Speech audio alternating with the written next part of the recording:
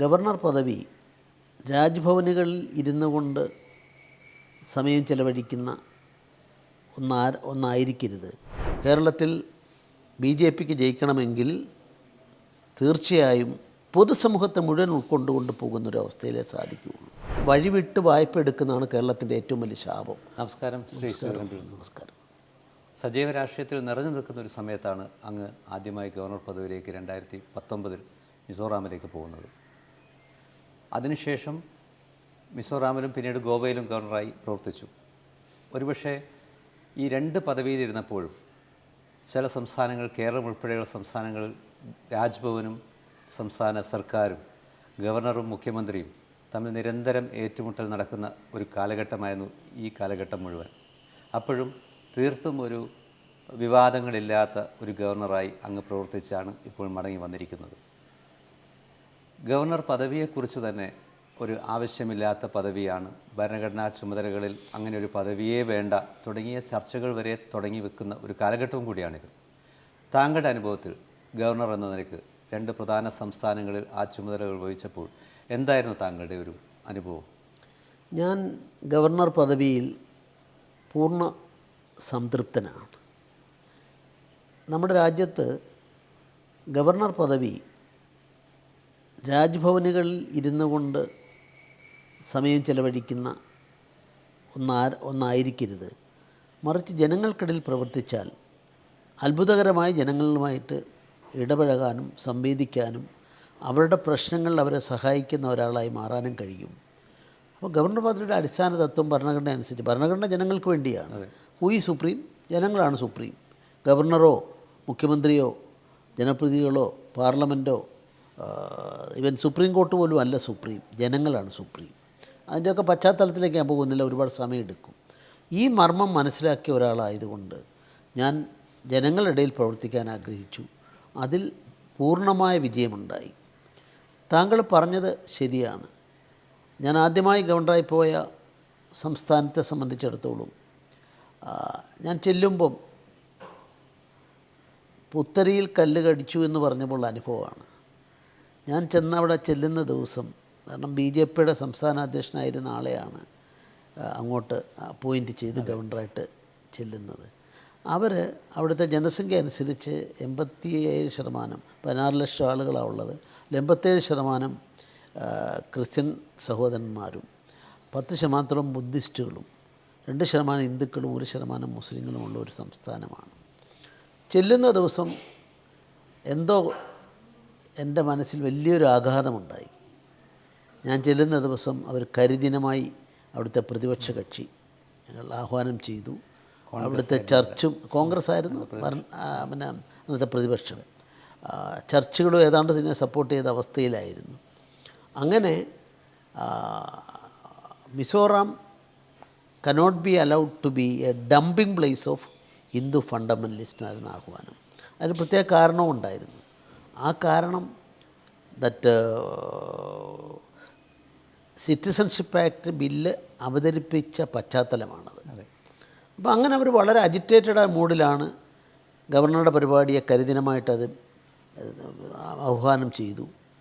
പക്ഷേ അന്ന് ആഹ്വാനം ചെയ്ത പ്രതിപക്ഷ നേതാവ് 5 തവണ അവിടുത്തെ മുഖ്യമന്ത്രിയായ, അതൊരു ത്യാഗി കൂടിയായിരുന്നു. അദ്ദേഹമാണ് ലാൽ ഡങ്കയുടെ നേതൃത്വത്തിൽ ഇന്ത്യക്കെതിരെ യുദ്ധമെന്ന് തന്നെ പറയാം. മിസോ പ്രത്യേക രാജ്യമാണ്, ഇന്ത്യ ഭാഗമല്ല, അതുകൊണ്ട് ഞങ്ങൾ ഇന്ത്യൻ ഭരണഘടന അംഗീകരിക്കില്ല, ഇന്ത്യയുമായി സഹകരിക്കില്ല എന്ന് പറഞ്ഞ ആയുധമെടുത്ത് പോരാടിയ ആളുകളാണ് ലാൽ ഡങ്കയുടെ നേതൃത്വത്തിൽ.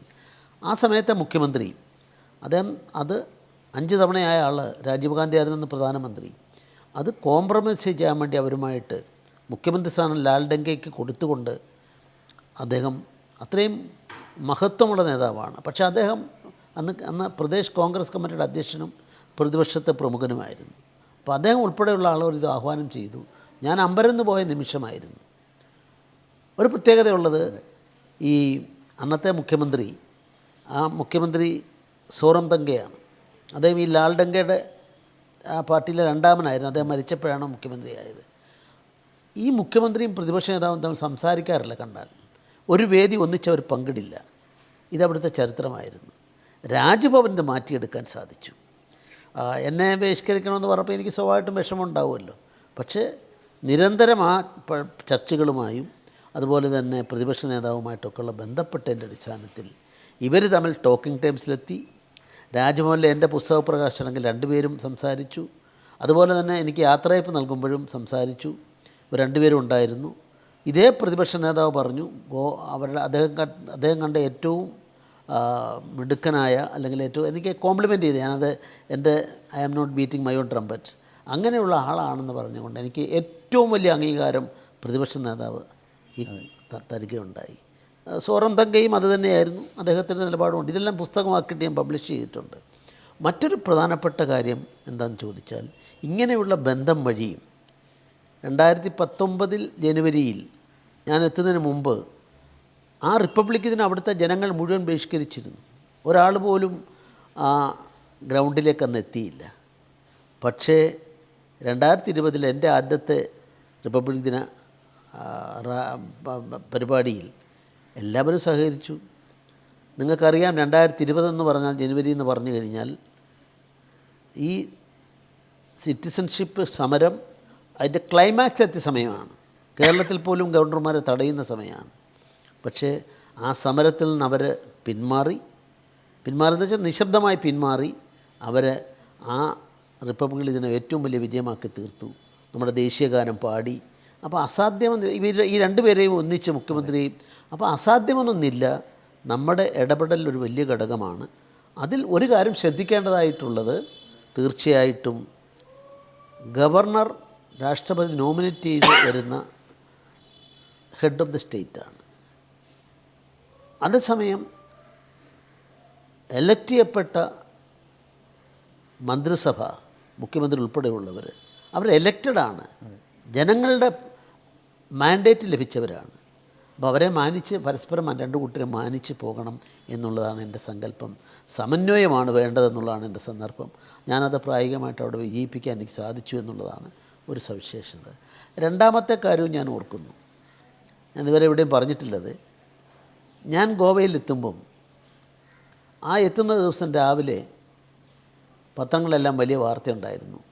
ഒരു പുതിയ രാജ്ഭവൻ സെക്രട്ടറിയെ ഗവൺമെൻറ് നിയമിച്ചിരിക്കുന്നു. ഞാനവിടെ ചെല്ലുമ്പോൾ നിലവിലുള്ള സെക്രട്ടറി അദ്ദേഹം തുടരുന്നുവെന്ന് അദ്ദേഹം ഉറച്ചു നിൽക്കുന്നു. രണ്ടാമത്തെ ആൾ പുതിയ ആൾ IAS കാരൻ. ഈ രണ്ട് പേരും കൂടെ വന്നിട്ട് എന്നെ ഹാരാർപ്പണം ചെയ്തു. ഒരു രാജ്ഭവനിലെ രണ്ടുപേരെയും കൂടെ ഒരു പുതിയ ഗവർണറെ സ്വീകരിക്കാൻ രണ്ടുപേരും സെക്രട്ടറി എന്ന് അവകാശപ്പെട്ടുകൊണ്ട് ഞാനൊന്നും എന്നെ ഉള്ളിലൊരു അമ്പരപ്പുണ്ടായ നിമിഷമായിരുന്നു അത്. പക്ഷേ അതിനുശേഷം അന്ന് രാത്രി ഞാൻ ചെറിയ കുറിപ്പെഴുതി മുഖ്യമന്ത്രിക്ക് അയച്ചു. ചെറിയൊരു പ്രശ്നമുണ്ട് ഇതിൽ, എന്നെ വന്ന് കാണണം, സമയമുണ്ടെങ്കിൽ കാണണം. പിറ്റേ ദിവസം 11 മണിക്കാണ് സത്യപ്രതിജ്ഞ. അപ്പോൾ 9 മണിക്ക് ചീഫ് സെക്രട്ടറിയും ഈ ഓർഡറൊക്കെ എഴുതിയ ചീഫ് സെക്രട്ടറിയും മുഖ്യമന്ത്രിയും കൂടെ വന്നു. അപ്പോൾ അവരോട് ഞാൻ പറഞ്ഞ് മനസ്സിലാക്കി കൊടുത്തു, കൺസൾട്ട് വിത്ത് ദി ഗവർണർ. ഇവിടെ നിങ്ങൾ എന്നോടോ ചാർജ് ഉണ്ടായിരുന്ന ഗവർണറോട് കൺസൾട്ട് ചെയ്തിട്ടില്ല. ആൻഡ് നമ്മുടെ സുപ്രീം കോടതി ജഡ്ജി നിയമന കേസിലുള്ള വിധിയിൽ സുപ്രീം കോടതി പറഞ്ഞിട്ടുള്ളത് ഒരു head of the state or supreme കോടതി ചീഫ് ജസ്റ്റിസ് അവരോട് കൺസൾട്ട് എന്ന് പറഞ്ഞാൽ അത് കൺകറൻസാണ്. അപ്പോൾ കൺകറൻസ് ഗവർണറെ വേണം. നിങ്ങൾ പുതിയ ഗവർണറായി എന്നോട് കൺസൾട്ട് വാങ്ങിയിട്ടില്ല, പഴയ ആളിനോട് ഞാൻ വിളിച്ചു ചോദിച്ചാൽ വാങ്ങിയിട്ടില്ല. അപ്പോൾ അത് ഇല്ലീഗലാണ്. ഞാൻ റദ്ദ് ചെയ്താൽ വലിയ വാർത്തയാവും. അതുകൊണ്ട് ഇക്കാര്യത്തിൽ അങ്ങനെ ഒരു സമന്വയം ഉണ്ടാക്കാൻ ഇത് ലീഗൽ ആസ്പെക്ട്സ് കാണിച്ചു. അങ്ങനെയാണ് ഞാൻ അവിടെ ഉണ്ടായിരുന്ന ആൾ പിന്നെ 3 കൊല്ലം തുടരാനിടയായത്. അത് പറയുന്ന പകരം ഞാൻ എൻ്റെ അധികാരം ഉപയോഗിച്ചുകൊണ്ട് എനിക്കത് ഇല്ലീഗലാണെന്ന് പറയാം, അത് സെറ്റസൈഡ് ചെയ്യാം. പക്ഷെ അത് ചെയ്താൽ കോൺഫ്ലിക്റ്റാണ്. അത് ആ ഗവൺമെൻറ്റിൻ്റെ മുഖത്തടിക്കുന്നതിന് തുല്യമാണ്. അവർക്ക് വേറെ മാർഗ്ഗവുമില്ല. ഈ നിയമം എനിക്ക് വ്യക്തമായിട്ട് ഞാൻ പഠിച്ച ആളായതുകൊണ്ട് എനിക്കത് ഉയർത്തിപ്പിടിക്കാവുമ്പോൾ അവർ പ്രതിക്കൂട്ടിലാകുകയാണ് ചെയ്യുന്നത്. അപ്പോൾ ഇത് ക്ലാസിക് എക്സാമ്പിളാണ്. ഗോവയിലും പല ബില്ലുകളും പലതും വരുമ്പോൾ അവരുടേതായ താല്പര്യങ്ങളുണ്ട്, സ്വാഭാവികമാണ്. പക്ഷെ അത് ഒരിക്കലും അവർ പാസ്സാക്കുന്ന നിയമങ്ങൾ പോലും അവരുടെ താല്പര്യങ്ങളെ കൂടി കണക്കിലെടുത്താണ്. അതിൽ ചിലപ്പോൾ പിശകുണ്ടാകാം, അത് ചിലപ്പോൾ അടിസ്ഥാനപരമായിട്ട് ഭരണഘടനയ്ക്ക് നിരക്കാത്തതാവാം. പക്ഷേ അതിനെയെല്ലാം അങ്ങനെ വരുമ്പോൾ ഞാൻ ചെയ്തിരുന്ന ഒരു സമ്പ്രദായം, ഒരിക്കൽ പോലും ഞാൻ മുഖ്യമന്ത്രിയെയോ അല്ലെ ചീഫ് സെക്രട്ടറിയോ സമൺ ചെയ്തിട്ടില്ല. മറിച്ച് വിളിച്ചിട്ട് പറയാം നമുക്കൊരു ചായ കുടിക്കാൻ വൈകുന്നേരം ഒന്ന് കാണാൻ പറ്റുമോ, അല്ലെ അന്ന് സൗകര്യം പിറ്റേ ദിവസം ആകാം. അപ്പോൾ ചായ കുടിക്കാൻ വേണ്ടി വന്നിരിക്കും. അവിടെ വെച്ച് ഇതൊക്കെ ബോധ്യപ്പെടുത്തിയിട്ട് അതുകൊണ്ട് ഒരു കോൺഫ്ലിക്റ്റും ഇല്ലാത്ത സ്റ്റേറ്റായി ഗോവ പോയി. ഇന്നലെയും അദ്ദേഹം എന്നെ യാത്രയായി ഇപ്പോൾ അദ്ദേഹം പറഞ്ഞത്, ഇപ്പം ചില പത്രങ്ങളൊക്കെ അത് വന്നിട്ടുണ്ട്, ഗോവയുടെ ചരിത്രത്തിൽ ഒരിക്കലും കാലം മറക്കാത്ത എല്ലാവരും ഇഷ്ടപ്പെടുന്ന ഗവർണറാണെന്ന് പറഞ്ഞുകൊണ്ട് അദ്ദേഹം ആ ഒരു സമീപനം സ്വീകരിച്ചു. ഇപ്പോഴത്തെ കേരള ഗവർണറായ ബഹുമാനപ്പെട്ട നമ്മുടെ അർലേക്കർജി, അദ്ദേഹമാണ് ഒരിക്കലൊരു ഫംഗ്ഷനിൽ പങ്കെടുത്തുകൊണ്ട് അവിടെ പ്രഖ്യാപിച്ചു, രാജ്ഭവൻ, ഗോവ രാജ്ഭവൻ ഇന്ത്യയിൽ ലോക് ഭവനാണ്, ജനങ്ങളുടെ ആണ്, രാജ്ഭവനല്ല എന്ന് പ്രഖ്യാപിച്ചു. ഈ അടുത്ത കാലത്തും അദ്ദേഹം അവിടെ വന്നപ്പോൾ അത് ആവർത്തിക്കുകയുണ്ടായി. അദ്ദേഹം പറഞ്ഞു, ഞാനൊക്കെ ചെയ്തിട്ടുള്ള കീഴ്വഴക്കങ്ങളെ എല്ലാ ഗവർണർമാരും ഇപ്പം ഉറ്റുനോക്കുന്നു. അപ്പോൾ അതുകൊണ്ട് ഇത് സാധിക്കും, അസാധ്യമെന്നൊരു വാക്കില്ല, നമ്മൾ ശ്രമിക്കണം. ഭരണഘടനാ നിർമ്മാണ സഭയിൽ ഈ ഗവർണറെ പറ്റിയുള്ള പ്രൊവിഷൻ നോക്കിയാൽ തീർച്ചയായിട്ടും താങ്കൾ ആദ്യം പറഞ്ഞത് ശരിയാണ്, ഇത് വേണ്ട എന്നുള്ള വാദം ഉന്നയിക്കുന്ന ആൾക്കാർ, ഇത് അന്ന് ഉന്നയിച്ച വാദമാണ്. ഭരണഘടനാ നിർമ്മാണ സഭയും അതിനുശേഷം റിപ്പബ്ലിക് ദിനം അല്ലെങ്കിൽ ഭരണഘടനയെ കുറച്ചു കാലം അവരും വിട്ടുനിന്നതും ഇത്തരം കാര്യങ്ങളൊക്കെ പേരില്ല. പക്ഷേ ഡോക്ടർ അംബേദ്കറാണത് കൺക്ലൂഡ് ചെയ്തിട്ടുള്ളത്, എലക്റ്റഡ് ഗവർണർ വേണം എന്ന വാദം അവിടെ ഉന്നയിക്കപ്പെട്ടിരുന്നു. അപ്പോൾ ഒരേ സംസ്ഥാനത്ത് 2 എലക്റ്റഡ് പദവികൾ വരുമ്പം അതിൻ്റെ കോൺഫ്ലിക്റ്റ് ഉണ്ടാവരുത്. അതുപോലെ തന്നെ കേന്ദ്രത്തിൻ്റെ ഇപ്പം ഒരു സംസ്ഥാനം രാജ്യത്തിനെതിരായി പ്രവർത്തിക്കുന്നു, അവസാനം അവരെല്ലാം കൂടെ ഒറ്റക്കെട്ടായിട്ട് പറയുകയാണ് ഈ രാജ്യം ഞങ്ങളുടെ ഇൻഡിപെൻഡൻ്റ് ആക്കാൻ പോകുന്നു എന്ന് പറഞ്ഞാൽ, we can't accept it under the constitution, it is not possible. അപ്പോൾ അത് നോക്കാൻ ഒരാൾ വേണ്ടേ? അതുകൊണ്ടാണ് ആർട്ടിക്കിൾ 352 356 വരുമ്പം consultation with the government is not necessary. ഈ അബണ്ടൻ കോഷൻ്റെ ഭാഗം കേന്ദ്രത്തിൻ്റെയും രാജ്യത്തിൻ്റെയും താല്പര്യം സംരക്ഷിക്കണം. അതേസമയത്ത് എലക്റ്റ് ചെയ്യപ്പെട്ട മന്ത്രിസഭയുടെ മാൻഡേറ്റിനെ മാനിക്കണം. കൺസൾട്ട് വിത്ത് ക്യാബിനറ്റിൻ്റെ കൺസൾട്ടിൻ്റെ തീരുമാനപ്രകാരമുള്ളതിനെ നടപ്പാക്കാൻ അതിനെ സഹായിക്കേണ്ട ബാധ്യതയും ഗവർണർക്കുണ്ട്. ഇതാണ് എൻ്റെ അഭിപ്രായം. ഇപ്പോൾ പറഞ്ഞു വെച്ചത് തന്നെ അങ്ങ് ആ ഒരു പ്രവർത്തന ശൈലി വളരെ വ്യക്തമായി സൂചിപ്പിച്ചു. ഒന്ന് മിസോറാമിലുണ്ടായ ചെന്നപ്പോഴുള്ള അനുഭവം, 2 ഗോവയിൽ ചെന്നപ്പോൾ ഉണ്ടായ ഒരു സാഹചര്യവും. അപ്പോൾ അങ്ങ് പറയാതെ പറഞ്ഞതിൽ എവിടെയോ ഇപ്പം പറഞ്ഞല്ലോ, ജനങ്ങൾ തിരഞ്ഞെടുത്ത സർക്കാർ തന്നെയാണ് വലുത് എന്ന് അംഗീകരിക്കുന്ന ഒരു വലിയ മനസ്സുള്ളൊരു ഗവർണറാണ് താങ്കൾ. എവിടെയെങ്കിലും, ഞാൻ ആരുടെയും പേരെടുത്തൊന്നും സൂചിപ്പിക്കുന്നില്ല, അങ്ങ് ഒരുപക്ഷെ എല്ലാവരെക്കാളേറെ നിയമപരിചയം കൂടിയുള്ളതുകൊണ്ട് ഇന്ന് വിവിധ രാജ്യങ്ങളിൽ നടക്കുന്ന എല്ലാ വിഷയങ്ങളും അങ്ങും നേരിട്ട് നിരീക്ഷിക്കുന്നുണ്ടാവും. എവിടെയെങ്കിലും ചിലപ്പോൾ താങ്കൾ ഇപ്പോൾ അതിനിടയിൽ കൂടെ പറഞ്ഞു, ഒരിക്കലും ഞാൻ സമൻ ചെയ്തിട്ടില്ല ഒരു മുഖ്യമന്ത്രിയെയും, ഒരു ചായ കുടിക്കാൻ വൈകുന്നേരം കണ്ടുകൂടെ എന്നൊക്കെ പറഞ്ഞ് വളരെ അനായാസേന ആ സ്പിരിറ്റിൽ അത് കൊണ്ടുപോയി. എവിടെയെങ്കിലും ഈ ഒരു നല്ലൊരു ബന്ധം സ്ഥാപിച്ചെടുക്കുന്നതിൽ ചില രാജ്ഭവനങ്ങൾക്ക് പരാജയപ്പെടുന്നുണ്ടോ? അടുത്ത കാലത്ത് വരുന്ന വാർത്തകൾ, അത് കേരളം തന്നെ അതിലൊരു പ്രധാന ഉദാഹരണമാണ്. അങ്ങനെ എപ്പോഴെങ്കിലും തോന്നിയിട്ടുണ്ടോ? കുറച്ചും കൂടെ ഒരു മയപ്പെട്ട രീതിയിൽ താങ്കളുടെ ഒരു ശൈലി അനുവർത്തിച്ചിരുന്നെങ്കിൽ ഇങ്ങനെയൊക്കെ ഒഴിവാക്കാമായിരുന്നു എന്ന് എപ്പോഴെങ്കിലും തോന്നിയിട്ടുണ്ടോ? ഈ ഗവർണർമാർക്ക് ഒരുപാട് ഡിസ്ക്രിഷണറി പവേഴ്സും കൂടെ ഉണ്ട്. ഞാൻ പറഞ്ഞ wider perspective of the concept of constitution, അതിൽ സ്വാഭാവികമായിട്ടും രാജ്യ താല്പര്യങ്ങൾ സംരക്ഷിക്കേണ്ട ബാധ്യത. ഇപ്പോൾ ഉദാഹരണത്തിന് ഞാൻ പറഞ്ഞല്ലോ, മിസോറാം, ലാൽഡംഗയ്ക്ക് അനുകൂലമായിരുന്നു ഭൂരിപക്ഷം ജനങ്ങളുമെന്നാണ് പല ചരിത്രകാരന്മാരും എഴുതിയിട്ടുള്ളത്. അന്ന് പീക്കിങ്ങിൽ നിന്നും അതുപോലെ ഈസ്റ്റ് പാകിസ്ഥാൻ ഇവരുടെ 2 പേരുടെ സഹായത്തിൽ ആയുധം ശേഖരിച്ചാണ് അവിടെ അവർ വാറ് നടത്തുകയായിരുന്നു. ആ വാറിൽ ഒരുപക്ഷെ ഇന്ത്യ ചരിത്രം പരിശോധിച്ചാൽ ഇന്ത്യയിലെ ജനങ്ങൾക്കെതിരായി ഇന്ത്യയുടെ പട്ടാളം ബോംബ് വർഷിച്ച ആളുകളെ കൊന്ന ചരിത്രം അത് ശ്രീമതി ഗാന്ധിയുടെ കാലഘട്ടത്തിലാണ്. അത് മിസോറാമിൽ ഉള്ളതാണ്. അപ്പോൾ അങ്ങനെ ഭൂരിപക്ഷ പ്രകാരം ഇട്ടുപോകണം, രാജ്യ താല്പര്യങ്ങളെ ഹനിക്കണമെന്ന് തീരുമാനിച്ചാൽ അവിടെ ഈ മാനദണ്ഡം, ഞാൻ ഈ പറഞ്ഞ മാനദണ്ഡത്തിൽ ഒതുങ്ങി നിൽക്കുന്ന നമ്മുടെ രാജ്യ താല്പര്യങ്ങളെ തള്ളി നശിപ്പിക്കലാണ്. അല്ല, ഞാനൊന്ന് അപ്പോൾ അതുകൊണ്ട് വ്യക്തിനിഷ്ഠമാണത്. അതിൽ ഒരുപക്ഷേ മനുഷ്യരാണ്, ഗവർണറായാലും മുഖ്യമന്ത്രിയായാലും ശാഠ്യം പിടിക്കുന്നവരുണ്ടാകാം. സ്വാഭാവികമായിട്ടും ഓരോരുത്തർക്കും യുക്തിപൂർവ്വം അത് കൈകാര്യം ചെയ്യാൻ സാധിക്കണം.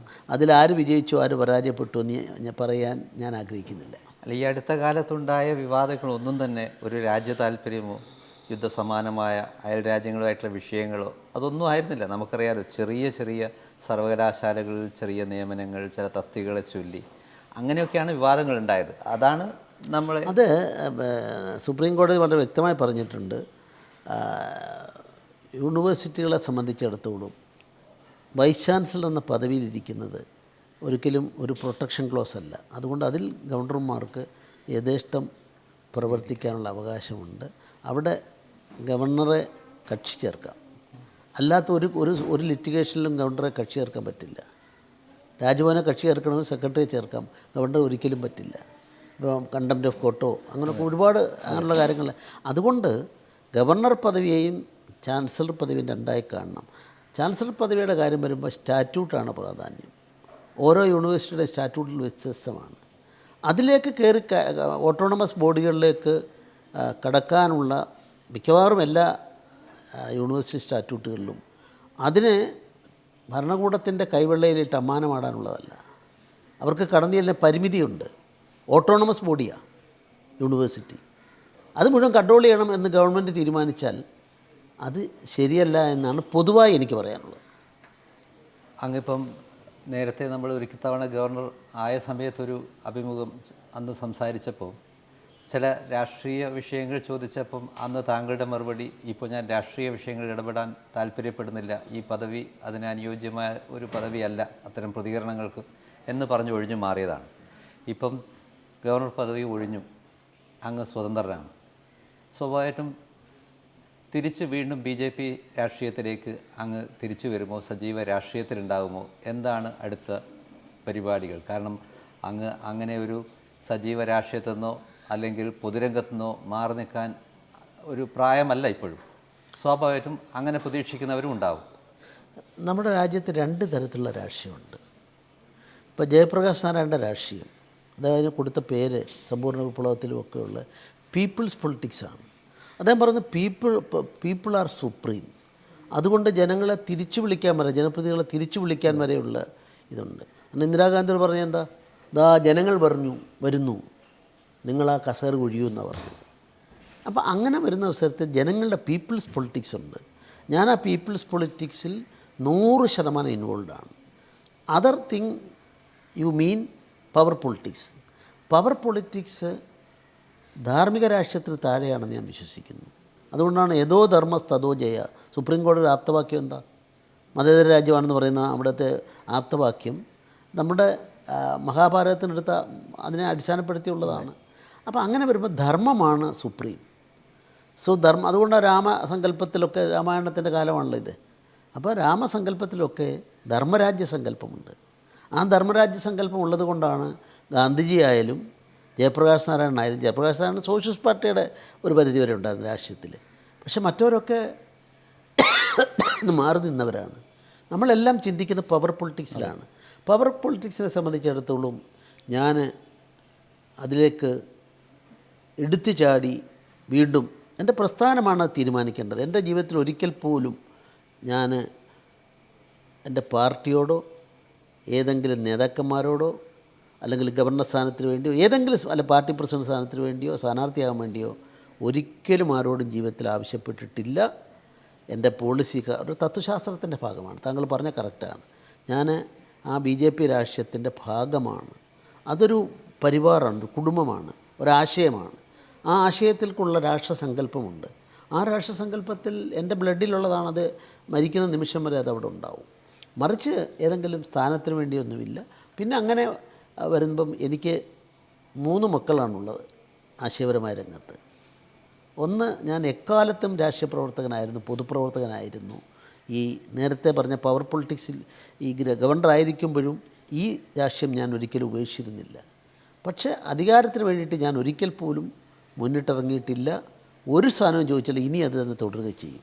ഈ 3 മക്കളുണ്ടെന്ന് പറഞ്ഞപ്പോൾ, ഒന്ന് ഈ പൊതുപ്രവർത്തനം, ഇങ്ങനെയുള്ള രാഷ്ട്രീയം ഉൾപ്പെടെയുള്ള പൊതുപ്രവർത്തനം. 2, അഭിഭാഷകൻ, 3 എഴുത്തിൻ്റെ മേഖല. എഴുത്തിൻ്റെ മേഖലയിലൊക്കെ ഉള്ള കാര്യങ്ങൾ പലരും എന്നെപ്പറ്റി, മലയാളികളായ പലർക്കും, മറ്റ് 2 മേഖല എല്ലാവർക്കും അറിയാം, എന്നെപ്പറ്റിയൊക്കെ അവരുടേതായ അഭിപ്രായങ്ങളുണ്ട്.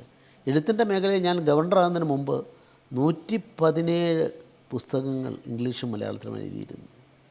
വീരേന്ദ്രകുമാർ സാർ അതിലെന്നെ ഏറ്റവും കൂടുതൽ എന്നെ പ്രേരണാശക്തിയായ ഒരു ഘടകമായിരുന്നു.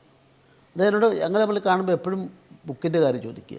ശ്രീമാൻ എ കെ കഴിഞ്ഞ ദിവസം അവരുടെ പഴയ അധ്യക്ഷൻ മരിച്ച അവസരത്തിൽ അവിടെ ഞാൻ പോയപ്പോഴും ആദ്യം ചോദിച്ചു, എങ്ങനെയുണ്ട് എഴുത്തിൻ്റെ ഇപ്പോൾ ഏതാ പുതിയ പുസ്തകം എന്നാണ് ചോദിച്ചത്.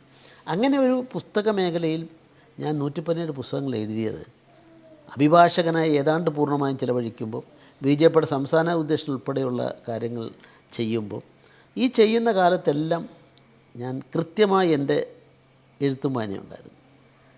ഒരു 4 മണിക്ക് ഞാൻ രാവിലെ എണീറ്റാൽ ഒരു 7 മണി വരെ ഇതും അവസാനം പത്രവും കൂടെ വായിച്ചാണ് എൻ്റെ ദിവസം തുടങ്ങുന്നത്. അങ്ങനെ എഴുതിയത് കൊണ്ടാണ് എനിക്ക് ഒന്നിനോടും അനീതി കാണിക്കാതെ, അഭിഭാഷക വൃത്തിയോടോ രാഷ്ട്രീയ പ്രവർത്തനത്തോടോ ഒരിക്കലും എന്തെങ്കിലും വീഴ്ച വരുത്താതെ നീതി പുലർത്താൻ സാധിച്ചത്. അപ്പോൾ എൻ്റെ ജീവിതത്തിൻ്റെ ഭാഗം. പക്ഷേ അത് അംഗീകരിക്കപ്പെട്ടത് വാസ്തവത്തിൽ അതിനു മുമ്പ് ഒരുപാട് ആളുകൾ, പ്രധാനമന്ത്രി, എന്നാൽ 2010 അന്നത്തെ വനിതയായ നമ്മുടെ രാഷ്ട്രപതി എൻ്റെ പുസ്തകം റിലീസ് ചെയ്തിട്ടുണ്ട്. 4 സിറ്റിംഗ് ചീഫ് ജസ്റ്റിസുമാർ, സിറ്റിംഗ് ജഡ്ജിമാരായിരിക്കും എൻ്റെ പുസ്തകം റിലീസ് ചെയ്തിട്ടുണ്ട്. വീരേന്ദ്രകുമാർ സാറിനെ പോലെ, വി ആർ കൃഷ്ണയെ പോലെ, എം ടി വാസുദേവനാരെ പോലെ, മാതൃഭൂമി തന്നെ എം ടി ഒരിക്കൽ എപ്പോഴത്തെ പ്രസംഗം ഞാൻ പറയാൻ ഉദ്ദേശമൊക്കെ ശ്രീധരൻപിള്ള പറയുന്നു, ഇത്രയും നല്ലൊരു എന്നെ ശ്ലാഘിച്ചിട്ടുണ്ട്. വീരേന്ദ്രകുമാറിൻ്റെ അവതാരികളെന്ന് വെച്ച് കഴിഞ്ഞാൽ എന്നും ജീവിതത്തിൽ എനിക്കുള്ള സർട്ടിഫിക്കറ്റാണ്. അപ്പോൾ അതുകൊണ്ട് ആ മേഖലയിൽ എനിക്ക് കൂടുതൽ വ്യാപരിക്കാനും അംഗീകാരം കിട്ടാനും, വ്യാപരിക്കുന്നതിനേക്കാൾ കൂടുതൽ അംഗീകാരം കിട്ടാൻ ഇടയായി. അപ്പോൾ ഈ 3നോടും തുല്യ നീതി പുലർത്തിപ്പോകണമെന്ന് ആഗ്രഹിക്കുന്ന ആളാണ്. ഈ 3 മേഖലകളും എനിക്കിപ്പോൾ ഈ ഗവർണർ സ്ഥാനം ഒഴിയുന്ന ഇന്ന് മുതൽ അന്യമല്ല. അപ്പോൾ അതിനെ ഉൾക്കൊള്ളും. അതിനർത്ഥം ഏതെങ്കിലും പവർ പൊളിറ്റിക്സിലേക്ക് ഞാൻ ചാടി വീഴാൻ പോകുന്നു എന്നല്ല.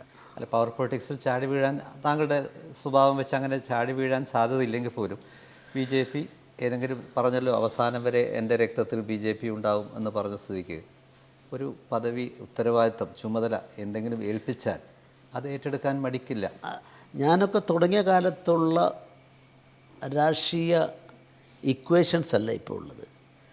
സംഘടനാതല സംവിധാനങ്ങളും വളരെ വ്യത്യസ്തമായിരിക്കുന്നു. അന്നൊന്നും ഒരാളും പാർട്ടിയിൽ ഞാനിതാ ഇന്ന ത്യാഗങ്ങളൊക്കെ ചെയ്തു, എനിക്ക് ഇന്നെ തരണമെന്ന് ആവശ്യപ്പെടില്ല. കമ്മ്യൂണിസ്റ്റ് പാർട്ടിയിലായാലും BJPയിലായാലും RSSലായാലും അല്ലെങ്കിൽ കോൺഗ്രസ് പാർട്ടി പിന്നെ അന്നും കുറേ ട്രെൻഡ് ഉണ്ടെങ്കിലും അവരും അത് വേണ്ടത്ര അങ്ങനെ പിടിച്ചു വാങ്ങാറുണ്ടായിരുന്നില്ല. അതിന് പകരം ഇന്ന് എല്ലാ പാർട്ടികളിലും യശപ്രാർത്ഥികളുടെ എണ്ണം കൂടുകയാണ്. ഇതൊക്കെ ചെയ്യുന്നത് ഞാൻ ആഗ്രഹിക്കുന്ന തെറ്റല്ല പറയുന്നത്. ചെറുപ്പക്കാർക്ക് വളർന്നു വരണ നേതാവാകണം, ഒരു തെറ്റുമില്ല. പക്ഷേ ഇതെല്ലാം ഒരു തരത്തിൽ പറഞ്ഞാൽ ജയപ്രകാശ് നാരായൺ 48 നെഹ്റുജി എഴുതി, you will be the future prime minister of India, എൻ്റെ ക്യാബിനറ്റ് ചെയർ. അപ്പോൾ അദ്ദേഹം പറഞ്ഞ മറുപടി എന്താ, എനിക്ക് ആ പവർ പൊളിറ്റിക്സ് അല്ല വലുത്, എൻ്റെ വ്യത്യസ്ത പൊളിറ്റിക്സ് ഞാനുണ്ട്, അന്ന് സോഷ്യലിസ്റ്റ് പാർട്ടിയിലേക്കുള്ള അത് പറഞ്ഞു. അതുപോലെ 77 JP കൊണ്ടുണ്ടായ രാഷ്ട്രീയ മാറ്റം, സമ്പൂർണ്ണ വിപ്ലവം, അന്നത്തെ അടിയന്തരാവസ്ഥക്കെതിരായ പോരാട്ടം, അന്ന് ലോക സംഘർഷ സമിതി രൂപീകരിച്ച് നടത്തിയ ഫൈറ്റ്, ഈ ത്യാഗങ്ങളിലൂടെ അധികാരം കിട്ടിക്കഴിഞ്ഞപ്പോൾ എൻ്റെ അർഹനായ ആളാരാ? JP. JP പ്രധാനമന്ത്രി സ്ഥാനമോ രാഷ്ട്രപതി സ്ഥാനത്തിനോ എല്ലാവരും കൂടെ പറഞ്ഞപ്പോഴും അദ്ദേഹം ഒഴിഞ്ഞു മാറുകയാണ്. ഇതെല്ലാ പാർട്ടികളിലും ഇങ്ങനെ നോക്കിയാൽ കാണാൻ സാധിക്കും. പുതുപ്പള്ളി രാഘവനെ പോലെ ത്യാഗിയായ ഒരു നേതാവ്, അദ്ദേഹത്തിൻ്റെ ജീവചരിത്രം വായിച്ചാൽ പിടിച്ചു കൊണ്ടുപോയി അദ്ദേഹത്തെ നോമിനേറ്റ് രാജ്യസഭയിലേക്കാണെന്ന് എൻ്റെ ഓർമ്മ. ആലപ്പുഴ കൊണ്ടുപോയിട്ട് ഒപ്പിടാൻ പറഞ്ഞു. അന്ന് അവർക്ക് ജയിപ്പിക്കാമായിരുന്നു, പക്ഷേ അത് പറഞ്ഞു വേണ്ട. അതുപോലെ P. പരമേശ്വർജി, കേരളത്തിൽ നിന്ന് ഒരാൾ ജയിക്കില്ല എന്ന് കണ്ടപ്പം എല്ലാവരും കൂടെ തീരുമാനിച്ചു, ഒരുപാട് പ്രശ്നമുള്ള സംസ്ഥാനമാണ്, ഒരാളെ രാജ്യസഭയിലേക്ക് അയക്കണം. പരമേശ്വർജിയുടെ പേരാണ് വന്നത്. Parameswaran no I am not interested, let Rajagopal go. അങ്ങനെയാണ് രാജഗോപാൽ മന്ത്രിയായത്. അപ്പോൾ ഞാൻ ഈ പറഞ്ഞു വരുന്നത്, ഇത്തരം ആളുകളുടെ എണ്ണം ഓരോ രാഷ്ട്രീയ പാർട്ടികളിലും കുറഞ്ഞു വരികയോ ചില പ്രസ്ഥാനങ്ങൾ അന്യം നിന്ന് പോവുകയോ ചെയ്യുകയാണ്. അപ്പോൾ ഈ ഒരു സാഹചര്യത്തിൽ പണ്ട് കിട്ടുന്ന സ്നേഹം, അന്യോന്യം രാഷ്ട്രീയ പ്രവർത്തകർ തമ്മിലുണ്ടോ എന്ന കാര്യത്തിൽ എൻ്റെ വിലയിരുത്തലിൽ at times I may wrong, ഇല്ല, കുറഞ്ഞു വരുന്നു എന്നുള്ളതാണ്. അതുപോലെ ആളുകളുടെ ഇടയിലും ആ വ്യത്യാസമുണ്ട്.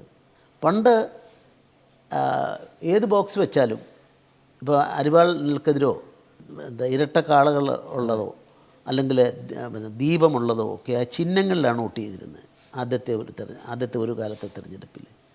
അതിന്ന് കുറഞ്ഞു വന്നിട്ട് ഇന്നത്തെ വോട്ട് കേഡറിൻ്റെ ബേസിൽ വോട്ട് ചെയ്ത് ജയിക്കാവുന്ന മണ്ഡലങ്ങളുടെ എണ്ണം ഏത് പാർട്ടിയെ സംബന്ധിച്ചും കേരളത്തിൽ അത് കുറഞ്ഞു വരുന്നു. കുറ്റിച്ചുല്ല നിർത്തിയാൽ ജയിപ്പിക്കാമെന്നുള്ള തിയറി 2004 തെരഞ്ഞെടുപ്പിൽ മലപ്പുറം ജില്ലയിൽ മഞ്ചേരിയിലൊക്കെ ജയിച്ചതും തോറ്റതുമൊക്കെയുള്ള കാര്യങ്ങൾ വരുമ്പോൾ ഇക്വേഷൻ മാറുകയാണ്. അപ്പോൾ ഈ ഇക്വേഷൻ മാറുമ്പം കേരളത്തിൽ ഒരു കാര്യം എനിക്ക് ഉറപ്പിച്ച് പറയാം, കേരളത്തിൽ BJPക്ക് ജയിക്കണമെങ്കിൽ തീർച്ചയായും പൊതുസമൂഹത്തെ മുഴുവൻ ഉൾക്കൊണ്ടുകൊണ്ട് പോകുന്നൊരവസ്ഥയിലേ സാധിക്കുകയുള്ളൂ.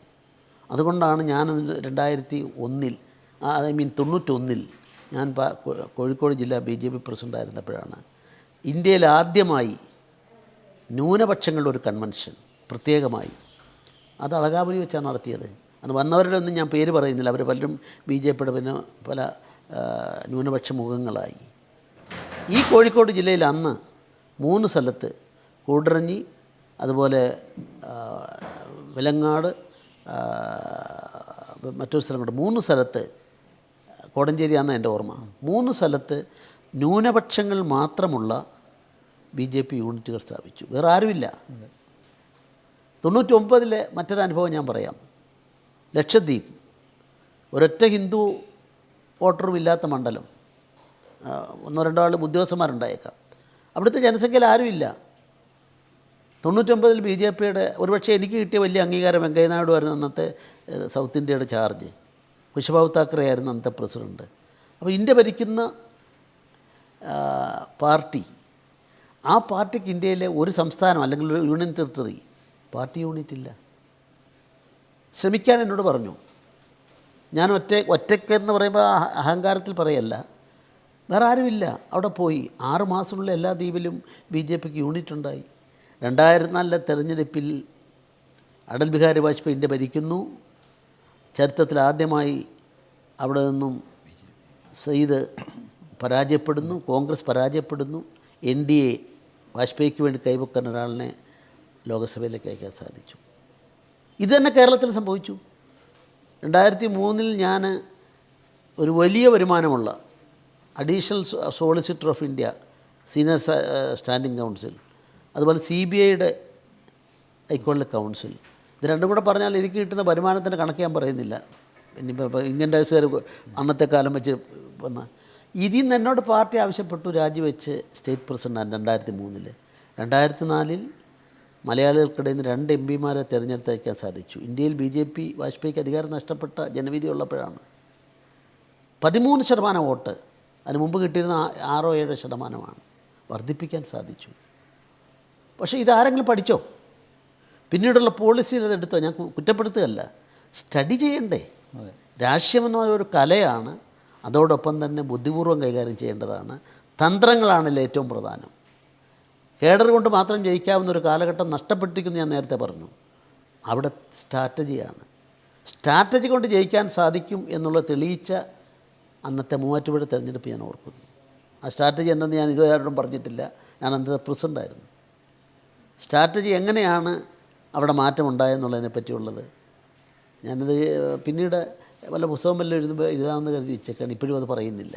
അപ്പോൾ സ്ട്രാറ്റജി മേഖലയിലുണ്ടായിരുന്ന ഒരു സൗഹൃദം ക്രൈസ്തവ മാത്രമല്ല, ഇവിടെ എങ്ങനെ ജയിച്ചു? ലക്ഷദ്വീപിൽ അന്ന് ഏറ്റവും കൂടുതലും ന്യൂനപക്ഷ മർദ്ദനം നടക്കുന്നു. ഒരുപാട് സംഭവങ്ങൾ, കന്യാസ്ത്രീയെ ബലാത്സംഗം ചെയ്ത് മുസ്ലിങ്ങൾ അത് ചെയ്യുന്നു. ഇന്നത്തെ 10 ഇരട്ടി പ്രചരണമുള്ള കാലത്താണ് അവരുടെ വോട്ട് കൊണ്ട് ജയിക്കാൻ സാധിച്ചു. ഇത് അസാധ്യമല്ല. അപ്പം ഞാനവിടെ ചെങ്ങന്നൂർ മത്സരിച്ചു. ഞാനാരും ആവശ്യപ്പെട്ടൊന്നുമല്ല, പക്ഷേ എന്നോട് നിർബന്ധിച്ചിട്ട് അവിടെ കാൻഡിഡേറ്റാക്കി. എൻ്റെ ജന്മനാടാണെങ്കിലും ആ മോട്ടിവേഷനോടുകൂടി ഞാൻ അവിടെ വർക്ക് ചെയ്തിരുന്നില്ല. അവരും എല്ലാം എന്നെ കഴിച്ചിരുന്ന കോഴിക്കോട്ടുകാരാണ്. അപ്പോൾ എൻ്റെ അവിടുത്തെ ബന്ധം അറിയാമല്ലോ. എന്നെ അവിടെ കാൻഡിഡേറ്റാക്കി.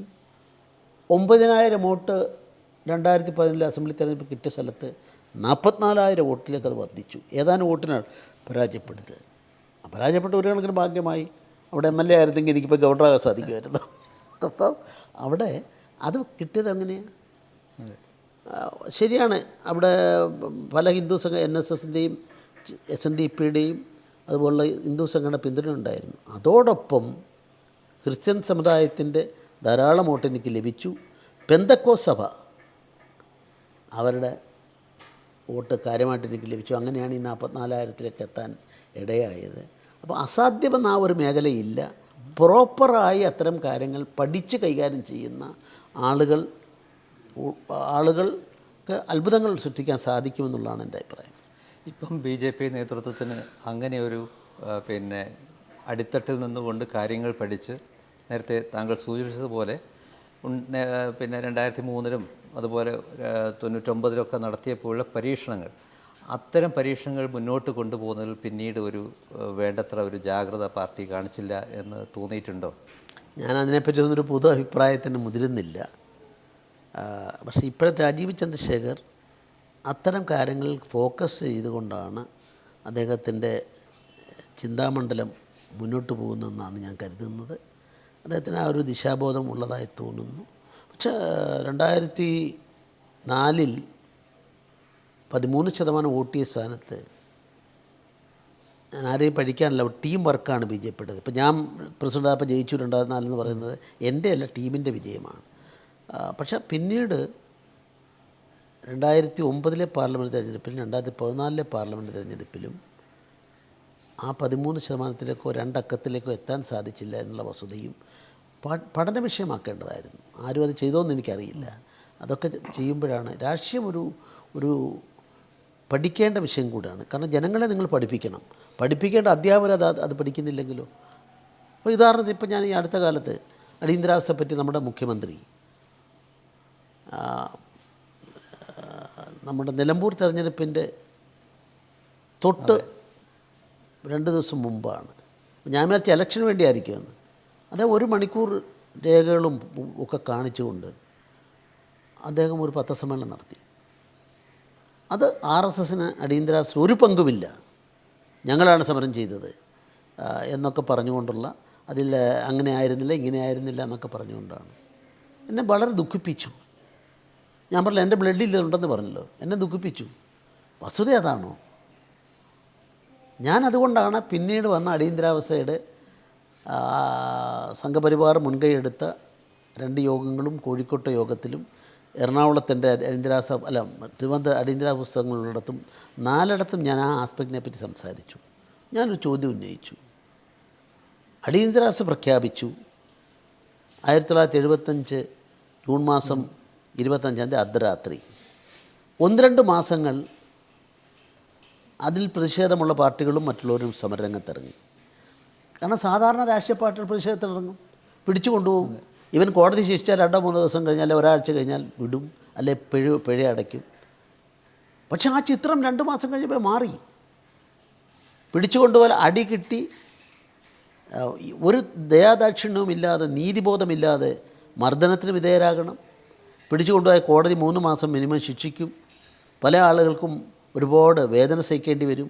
പിന്നെ എപ്പോഴടിയന്തരാവസ്ഥ അവസാനിക്കും? ട്രയലില്ല. അപ്പോൾ ഈ ഒരു അപകടകരമായ സ്ഥിതിയിൽ ഞാനൊരു വെല്ലുവിളി കണ്ണൂർ വെച്ച് നടത്തി. ഞാൻ ചോദിച്ചു, 75 സെപ്റ്റംബറിന് ശേഷം RSSകാരും ലോക സംഘർഷ സമിതിക്കാരും അല്ലാതെ ഏതെങ്കിലും ഒരു രാഷ്ട്രീയ പാർട്ടിയിലെ ഒരാൾ, CPM ഉൾപ്പെടെ, അവർ സമരം ചെയ്ത് അടിയന്തരാവസ്ഥയ്ക്കായിട്ട് സമരം ചെയ്ത് ജയിലിൽ പോയ ഒരു മലയാളിയുടെ പേര് പറയാമെങ്കിൽ ഞാൻ എൻ്റെ പൊതുപ്രവർത്തനം അവസാനിപ്പിക്കാം. ഞാൻ തറോ സ്റ്റഡിയഡായിരുന്നു. അതുകൊണ്ടാണ് എൻ്റെ പുസ്തകങ്ങളിൽ ഇറങ്ങിയപ്പം ഫസ്റ്റ് എഡീഷനൊക്കെ എനിക്ക് വലിയൊരു തുക, 6 അക്കമുള്ള തുക റോയൽറ്റി കിട്ടി. അത്തപ്പോൾ പുസ്തകം വിറ്റ് പോയില്ലേ. അപ്പോൾ യാഥാർത്ഥ്യബോധം ഇത് പഠിച്ചു വെച്ചാൽ ഇങ്ങനെയൊക്കെ ഗുണമുണ്ട്. ഞാൻ മറ്റൊരു ചോദ്യം കൂടെ ചോദിച്ചു. ബഹുമാനപ്പെട്ട കേരള മുഖ്യമന്ത്രി യുവ MBA MLA പിടിച്ചു കൊണ്ടുപോയി അടിച്ച് അദ്ദേഹത്തിൻ്റെ ചെയ്തു, എവിടെയെങ്കിലും ഒരു റെക്കോർഡുണ്ടോ? പക്ഷേ കണ്ണൂർ ജില്ല, ആ കണ്ണൂർ ജില്ലയിൽ കേഡർ ബേസിൽ ഒരു ഈച്ച പോലും വിലങ്ങനെ CPM കടുത്ത എതിർപ്പുണ്ടായാൽ അത്രമാത്രം ശക്തമായ കേഡറുള്ള കണ്ണൂർ ജില്ലയിൽ അദ്ദേഹത്തെ പിടിച്ചു കൊണ്ടുപോയി ഈ നിഷ്ഠൂരം ഇത്തരത്തിൽ പ്രവർത്തിച്ചപ്പം ഒരു പ്രതിഷേധമുണ്ടായോ? ആരെങ്കിലും തെരുവിലിറങ്ങി എന്തെങ്കിലും പ്രതിഷേധിച്ചോ? നിയമസഭയിൽ EMS ആയിരുന്നു പ്രതിപക്ഷ നേതാവ്, അതിൻ്റെ പേരിലൊരു വോക്കൗട്ട് നടത്തിയോ? AKG ആയിരുന്നു പാർലമെൻറ്റിലെ പ്രതിപക്ഷ നേതാവ്. എന്തെങ്കിലും ഉണ്ടായോ? വൈ? ഭയം അകാരണമായി എല്ലാവരെയും വിഴുങ്ങി. മനുഷ്യസഹജമാണ്. ഞാൻ അവരെ അന്ന് മൗനികളായവരെ കുറ്റപ്പെടുത്തുകയല്ല. പക്ഷേ ഇതിന് മുന്നോട്ട് വന്ന ആരാ? ആ മുന്നോട്ട് വന്നവരെ പറ്റി ഒരക്ഷരം ആരും പറയാത്ത കേരളത്തിലെ സ്ഥിതി എത്തി. എൻ്റെ ദുഃഖം കൊണ്ടാണ്, ഗവർണർ സ്ഥാനത്ത് ഇരുന്നു കൊണ്ടാണെങ്കിലും അത് അത്രത്തോളം പോകാമായിരുന്നു എന്നുള്ള എനിക്കിപ്പോഴും ഒരു ചെറിയ നേരിയ കുറ്റബോധമൊന്നുമില്ല. ധർമ്മത്തിൻ്റെ അടിസ്ഥാനത്തിൽ ശരിയാണ്. പക്ഷേ നിയമപരമായിട്ട് അത്രയും കൗണ്ടർ പറയാമോ എന്ന് പോലും അത് പറഞ്ഞു. അതിനുശേഷം അതിനെ ഗണ്ണിക്കാൻ ആരെങ്കിലും മുന്നോട്ട് വന്നു? അപ്പം നിങ്ങൾ ആശയപരമായി ഇതിനെ നേരിടണം. ഇപ്പം പിന്നെ നമ്മുടെ മണിപ്പൂർ സംഭവം ഇവിടെ എല്ലാ വീടുകളിലും എത്തിച്ചു. ഞാൻ പറയുന്നത് മൗനം കുറ്റകരമാകുന്ന നിമിഷങ്ങളിലൂടെയാണ് പലരും കടന്നു പോയത്. ഞാൻ അവസാനം ബോംബെയിലെ ആർച്ച് ബിഷപ്പിനെ പോയി കണ്ടു. എൻ്റെ വലിയ അടുത്ത സുഹൃത്ത്, എനിക്ക് വേണ്ടി പ്രാർത്ഥിക്കുന്ന ആളാണ്. ഇന്ത്യയിലെ ഏറ്റവും കത്തോലിക്ക സഭയിൽ അന്ന് ഇദ്ദേഹത്തിൻ്റെ അഡ്വൈസർമാർ 8 പേരുള്ള ഒരാളായിരുന്നു. അദ്ദേഹം പത്രക്കാരോട് പറഞ്ഞു, ഞാൻ എന്നും ശ്രീധർപിള്ളയ്ക്ക് വേണ്ടി പ്രാർത്ഥിക്കാറുണ്ട്. അത്രയും അടുപ്പം ഉള്ള നല്ലൊരു ഒരു ഒരു സ്വാത്വികനായ ഏറ്റവും നല്ല ഒരു അദ്ദേഹത്തോട് ഞാൻ പറഞ്ഞ, തിരുമേനി ഇങ്ങനെയാണ് സംഭവങ്ങൾ, അവിടെ ഒന്ന് അന്വേഷിക്കണം. അവിടെ അതിനു മുമ്പ് 1027 പേര് കൊല്ലപ്പെട്ടത് സംഭവമുണ്ട്. ഈ സംഭവത്തിൽ എന്തുകൊണ്ട് പ്രധാനമന്ത്രി പോയില്ല, ഇന്ന കാര്യം, എൻ്റെ വ്യൂസ് മുഴുവൻ പറഞ്ഞു. അതിനുശേഷമാണ് അദ്ദേഹത്തിൻ്റെ മണിപ്പൂരിലെ ബിഷപ്പിനെ കൊണ്ട് അന്വേഷിപ്പിച്ച ശേഷമാണ് അദ്ദേഹമാണ് പറഞ്ഞത്, ഇതൊരു വംശീയ കലാപമാണ്, ഒരു വർഗീയ കലാപമല്ല, ഹിന്ദു സംഘടനകൾക്ക് അങ്ങനെ പങ്കില്ല എന്ന് പറഞ്ഞില്ലേ. അപ്പോൾ ഇത് ഇങ്ങനെ മാറ്റം ഉണ്ടാക്കുമ്പോഴാണ് മാറ്റം. മറ്റെല്ലാ വീടുകളിലും എല്ലാ ക്രിസ്ത്യ ഭവനങ്ങളിലും എത്തിച്ചത് ഇതാ RSSകാർ കൊല്ലുന്നു. ഇവിടൊക്കെ ആശയപരമായി നേരിടേണ്ട അത് അനിവാര്യമാണെന്ന് എനിക്ക് തോന്നുന്നു. ആശയപരമായ ഇത്തരത്തിലുള്ള ഇടപെടലുകളും ജനങ്ങളെ ബോധവൽക്കരിക്കലുമാണ് രാഷ്ട്രീയ പ്രസ്ഥാനങ്ങളുടെ ചുമതല. അതിൽ അലംഭാവം പാടില്ല എന്നുള്ളതാണ് എൻ്റെ അഭിപ്രായം. ഇപ്പോൾ കഴിഞ്ഞ ദിവസം നമ്മുടെ ഉപരാഷ്ട്രപതി ശ്രീ ധൻകർ, അദ്ദേഹത്തിൻ്റെ ആ നാടകീയമായ രാജി ഇപ്പോഴും അതിൻ്റെ നിഗൂഢത എന്താണെന്ന് പുറത്തു വന്നിട്ടില്ല. സ്വാഭാവികമായും അങ്ങും അതേക്കുറിച്ച് ചിന്തിക്കുന്ന ഒരു വ്യക്തിയായിരിക്കും. കാരണം ആ സാഹചര്യങ്ങളും സന്ദർഭങ്ങളും ഒക്കെ അങ്ങേയും ഒരുപാട് ചിന്തിപ്പിച്ചിട്ടുണ്ടാവും. അങ്ങനെ ഒരു അൺസെറിമോണിയസ് എക്സിറ്റ് എന്നൊക്കെ പറയുന്ന പോലെ ഒരു ഉപരാഷ്ട്രപതി രാജിവെച്ച് ഒഴിയേണ്ട ഒരു സാഹചര്യം എന്തോ ഗൗരവമുള്ള, എന്തോ ചീഞ്ഞു നാറുന്നത് പോലെ തോന്നുന്നുണ്ടെങ്കിൽ അതിന് അങ്ങനെ ഒരു ആരോപണം പ്രതിപക്ഷം ഉന്നയിക്കുന്നെങ്കിൽ അതിനെ കുറ്റപ്പെടുത്താൻ പറ്റുമോ? നിഗൂഢതകൾ അതിൻ്റെ ചുരുളഴിയുമ്പോഴല്ലേ സത്യം അറിയാൻ സാധിക്കൂ. എന്തോ ചീഞ്ഞു നാറുന്നതാണ് താങ്കൾക്ക് പോലും പറയാൻ സാധിക്കത്തുള്ളൂ. ഞാനും അതിനോട് യോജിക്കുന്നു. അതിൻ്റെ യഥാർത്ഥ ചിത്രം എന്താണെന്ന് എനിക്കറിയാൻ സാധിച്ചിട്ടില്ല. അത് വന്നതിന് ശേഷം അതിനെപ്പറ്റി കമൻറ്റ് ചെയ്യുന്നതാണ് നല്ലതെന്നാണ് എൻ്റെ അഭിപ്രായം. ആദ്യം പറഞ്ഞത് അദ്ദേഹം BJPയുടെ ഔദ്യോഗിക ഒരു ശബ്ദമായിട്ട് അതേക്കുറിച്ച് വന്ന പ്രതികരണം, ഇദ്ദേഹം രാഷ്ട്രപതി പദവി ആഗ്രഹിച്ച് ചില നീക്കങ്ങൾ തുടങ്ങിയെന്നൊക്കെയാണ്. ഇനി അങ്ങനെയാണെങ്കിൽ തന്നെ ഇദ്ദേഹത്തെ കൊണ്ട് നിർബന്ധപൂർവ്വം രാജിവെപ്പിച്ചതാണെന്നും ഒരു വിവരങ്ങൾ, ഒരു കിംവദന്തിയുണ്ട്. അതെ, ഡൽഹിയിൽ നിന്ന് വരുന്നുണ്ട്. അങ്ങനെ പിടിച്ചിരുത്തി രാജി എഴുതി വാങ്ങിച്ചു എന്ന രീതിയിൽ. അത് ശരിയാണോ? അല്ല, എനിക്കതിനെപ്പറ്റി അറിയില്ല. നമുക്കതിൻ്റെ ഞാൻ പറഞ്ഞില്ലേ, ഇത് പല നമ്മുടെ ജനാധിപത്യ സംവിധാനത്തിൽ, പ്രത്യേകിച്ച് മാധ്യമങ്ങൾക്ക് പൂർണ്ണ സ്വാതന്ത്ര്യമുള്ള ഒരു രാജ്യത്ത് പലതരത്തിലത് വ്യാഖ്യാനിക്കാൻ സാധിക്കും. പല ന്യൂസുകളും അതിൽ നിന്ന് ജനങ്ങളും എപ്പോഴും പ്ലെയിനായിട്ട് ന്യൂസ് എഴുതിയാൽ ജനങ്ങൾ ഇഷ്ടപ്പെടുന്നില്ല. പാത്രം നോക്കി വിളമ്പാൻ മാധ്യമങ്ങൾ നിർബന്ധിതരാണ്. അപ്പോൾ അവരുടെ ഇഷ്ടം നോക്കി ജനങ്ങൾക്കും അത്തരം കൗതുക വാർത്തകളിലൂടെ വന്നെങ്കിലേ പെട്ടെന്ന് നോക്കൂ. ഒരു നല്ല പ്രസംഗം പാർലമെൻറ്റ് ഒരാൾ നടത്തിയാൽ ഇന്ത്യൻ സമ്പദ് വ്യവസ്ഥയെക്കുറിച്ച്, അല്ലെ ഇന്ത്യയുടെ സംസ്കാരത്തെക്കുറിച്ച്, അല്ലെ ഇന്ത്യയുടെ ഭാവിയെക്കുറിച്ച് പറഞ്ഞാൽ അത് വാർത്തയാകും. ഒരു വരി പോലും വരില്ല. അതേ സമയത്ത് വെല്ലിലേക്കിറങ്ങി മൈക്ക് പിടിച്ചാൽ, ബഹളമുണ്ടാക്കിയാൽ അത് വാർത്തയാകും. ഇതാണ് നമ്മുടെ സ്ഥിതിവിശേഷമുള്ളത്. അപ്പോൾ ഇതിനെ സംബന്ധിച്ചും മാധ്യമങ്ങൾ എഴുതുന്നതിന് ഞാൻ അവരെ കുറ്റപ്പെടുത്തുന്നില്ല. പക്ഷേ ആ വാർത്തകളുടെ നിജസ്ഥിതി അറിയാതെ എനിക്കതിനെപ്പറ്റി അഭിപ്രായം പറയാൻ സാധിക്കില്ല. താങ്കളും ശ്രീ ധൻഖറുമായിട്ട് എങ്ങനെ സൗഹൃദമുണ്ടായിരുന്നോ? ഞാൻ ബഹുമാനപ്പെട്ട പ്രധാനമന്ത്രിയെ പോലെ, രാഷ്ട്രപതിയെപ്പോലെ, ഉപരാഷ്ട്രപതിയെപ്പോലെ ബന്ധപ്പെടുന്നു. അവർക്കെല്ലാം എന്നെ ഈ എഴുത്തിലും മറ്റു കാര്യങ്ങളും ഒക്കെ ഇവർക്കെല്ലാം താല്പര്യമുള്ളവരാണ്. എൻ്റെ 200ാമത് പുസ്തകം ഗോവയിൽ വന്ന് ഒരു കൊല്ലം മുമ്പ് പുറത്തിറക്കിയത് ധൻഖറാണ്. ഇന്ത്യൻ പ്രധാനമന്ത്രി എൻ്റെ പുസ്തകം അല്ല മറ്റേ ഡാർക്ക് ഡേയ്സ് ഓഫ് ഡെമോക്രസി എന്നുള്ള പുസ്തകം 2017 ഇറക്കിയത് ഓർക്കുന്നു. അങ്ങനെ ഇത്തരം കാര്യങ്ങളിലൊക്കെയുള്ള സർഗാത്മകമായ കാര്യങ്ങളിൽ പലപ്പോഴും ഉള്ളു തുറന്ന് സംസാരിക്കാൻ ഇവരോടൊക്കെ എനിക്ക് സാധിച്ചിട്ടുണ്ട്. ആ ഒരു അവരെ ഉയരങ്ങളിൽ നിൽക്കുന്നവരല്ല, സ്വാഭാവികമായിട്ട് അതിനപ്പുറം വ്യക്തിപരമായി അങ്ങോട്ടും ഇങ്ങോട്ടും പോയി കുശലം പറയുന്ന ഒരു രീതിക്ക് 10 മിനിറ്റ് ആരും കിട്ടുക, അല്ല 15 മിനിറ്റ് ആരും കിട്ടുക. അപ്പോൾ മറ്റ് പ്രശ്നങ്ങളുള്ളതുകൊണ്ട് അത് സാധിക്കില്ല. ഇപ്പോൾ കേരളത്തിൽ വലിയൊരു ചർച്ചാ വിഷയമാണ് ശ്രീ ശശി തരൂരിൻ്റെ നിലപാടുകൾ. അദ്ദേഹം കോൺഗ്രസിൻ്റെ വർക്കിംഗ് കമ്മിറ്റി അംഗമാണ്, തിരുവനന്തപുരത്ത് നിന്നുള്ള MP ആണ്. പക്ഷേ അദ്ദേഹം കഴിഞ്ഞ ഏതാനും മാസങ്ങളായി നടത്തുന്ന പ്രസ്താവനകളും അദ്ദേഹത്തിൻ്റെ എഴുത്ത് പോലും ആരും സംശയിച്ചു പോവും അത് BJPയെ അനുകൂലിക്കുന്നതാണ്, അല്ലെങ്കിൽ പ്രധാനമന്ത്രിക്കൊരു സ്തുതിപാടലാണ് എന്ന മട്ടിൽ ഒരു തോന്നലുണ്ടാക്കിയിട്ടുണ്ട്. പ്രത്യേകിച്ച് കോൺഗ്രസിൻ്റെ അകത്ത് അത് ചൊല്ലി വലിയ വിവാദമുണ്ട്. താങ്കൾ എങ്ങനെയാണ് ഈ വിവാദത്തെ കാണുന്നത്? അദ്ദേഹം ഏതെങ്കിലും സാഹചര്യത്തിൽ ഒരു BJP പാളയത്തിലേക്ക് കടന്നു വരാനുള്ള ഒരു സാധ്യത ഉണ്ടോ? ശശി തരൂരിൻ്റെ താങ്കൾ ഈ പറഞ്ഞ കാര്യത്തിൽ നിലപാടിനെ ഞാൻ 100% ശരിവെക്കുകയാണ്. എൻ്റെ വിനീതമായ അഭിപ്രായം അതാണ്. അതിന് കാരണം nation first, politics and religion next, ഈ ഒരു കാഴ്ചപ്പാട് ശരിയാണ്. ഞാൻ ഉൾക്കൊള്ളുന്ന എൻ്റെ രാഷ്ട്രീയ പ്രസ്ഥാനം BJPയോ സംഘപരിവാറോ അത് അംഗീകരിച്ചിട്ടുള്ള നിലപാടാണ്. ഇത് അവരുടെ നിലപാടില്ല. അതിന് മുമ്പുള്ള സ്വാതന്ത്ര്യസമര കാലഘട്ടത്തിലെ നിലപാടും ഇതായിരുന്നു. പക്ഷേ അതിനെ ബോധപൂർവം വർത്തമാന പ്രതിപക്ഷ നേതാവും നേതൃത്വവും അതിനെ ചോദ്യം ചെയ്യുകയാണ്. ഞാനൊരു ഉദാഹരണം പറയാം. BBC നരേന്ദ്രമോദിക്ക് ഒരു കലാപത്തിൽ ഉണ്ടോ എന്നുള്ളതിനെക്കുറിച്ച് സുപ്രീം കോടതിയുടെ സ്പെഷ്യൽ ഇൻവെസ്റ്റിഗേഷൻ നിയമിച്ച് അവർ നോക്കിക്കണ്ട് ക്ലീൻ ചിറ്റ് കൊടുത്തതാണ്. എത്രയോ തെരഞ്ഞെടുപ്പിൽ ഈ വിഷയം വന്നിട്ട് ജനങ്ങളുടെ മാൻഡേറ്റ് കിട്ടിയതാണ്. ഇത്രയും ശക്തമായി അദ്ദേഹത്തിന് പങ്കുണ്ടെന്ന് പറയുന്ന ആളുകൾ ഒരു FIRൽ പോലും പ്രഥമ ദൃഷ്ട്യ അദ്ദേഹത്തിനെതിരെ വിരൽ ചൂണ്ടാൻ സാധിച്ചിട്ടുണ്ടോ? ഈ FIR ഒരു തടസ്സമില്ലോ, പ്രാഥമിക തെളിവ് വേണമെന്നല്ലേ ഉള്ളൂ. ആ പ്രാഥമിക തെളിവ് പോലുമില്ല. കൊല്ലങ്ങൾക്ക് ശേഷം BBC അത് ഇഷ്യൂ ആയി എടുക്കുമ്പം ബ്രിട്ടനിൽ പോയിട്ട് അത് ശരിയാണെന്ന് പറയുന്ന നിലപാടിനോട് നമുക്ക് യോജിക്കാൻ സാധിക്കുമോ? അവിടെയല്ലേ അവർക്ക് തെറ്റുപറ്റിയത്. നെഹ്റുജുവിൻ്റെ കാലത്ത്, വാജ്പേയിജിയുടെ കാലത്ത്, ഇന്ത്യൻ സ്വാതന്ത്ര്യ സമരത്തിൻ്റെ കാലഘട്ടത്തിലും മാത്രമല്ല, ആധുനിക നമ്മുടെ സ്വതന്ത്ര ഇന്ത്യയിൽ തന്നെ അത്തരം നിലപാടുകൾ ഒരൊറ്റ ഉദാഹരണം മാത്രം ചോദിക്കാം. ഞാൻ ആരെയും ആക്ഷേപിക്കാൻ വേണ്ടിയല്ല. ലേഡി മൗണ്ട് ബാറ്റൻ്റെ ഇളയ മകൾ പമീല ഒരു പുസ്തകം എഴുതി. അതിൻ്റെ കോപ്പി എൻ്റെ കൈവശമുണ്ട്.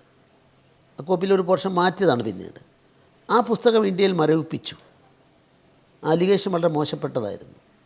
അത് നമ്മുടെ ഒരു വലിയ മാനബിന്ദുവായ ദേശീയ നേതാവിനെക്കുറിച്ചാണ്.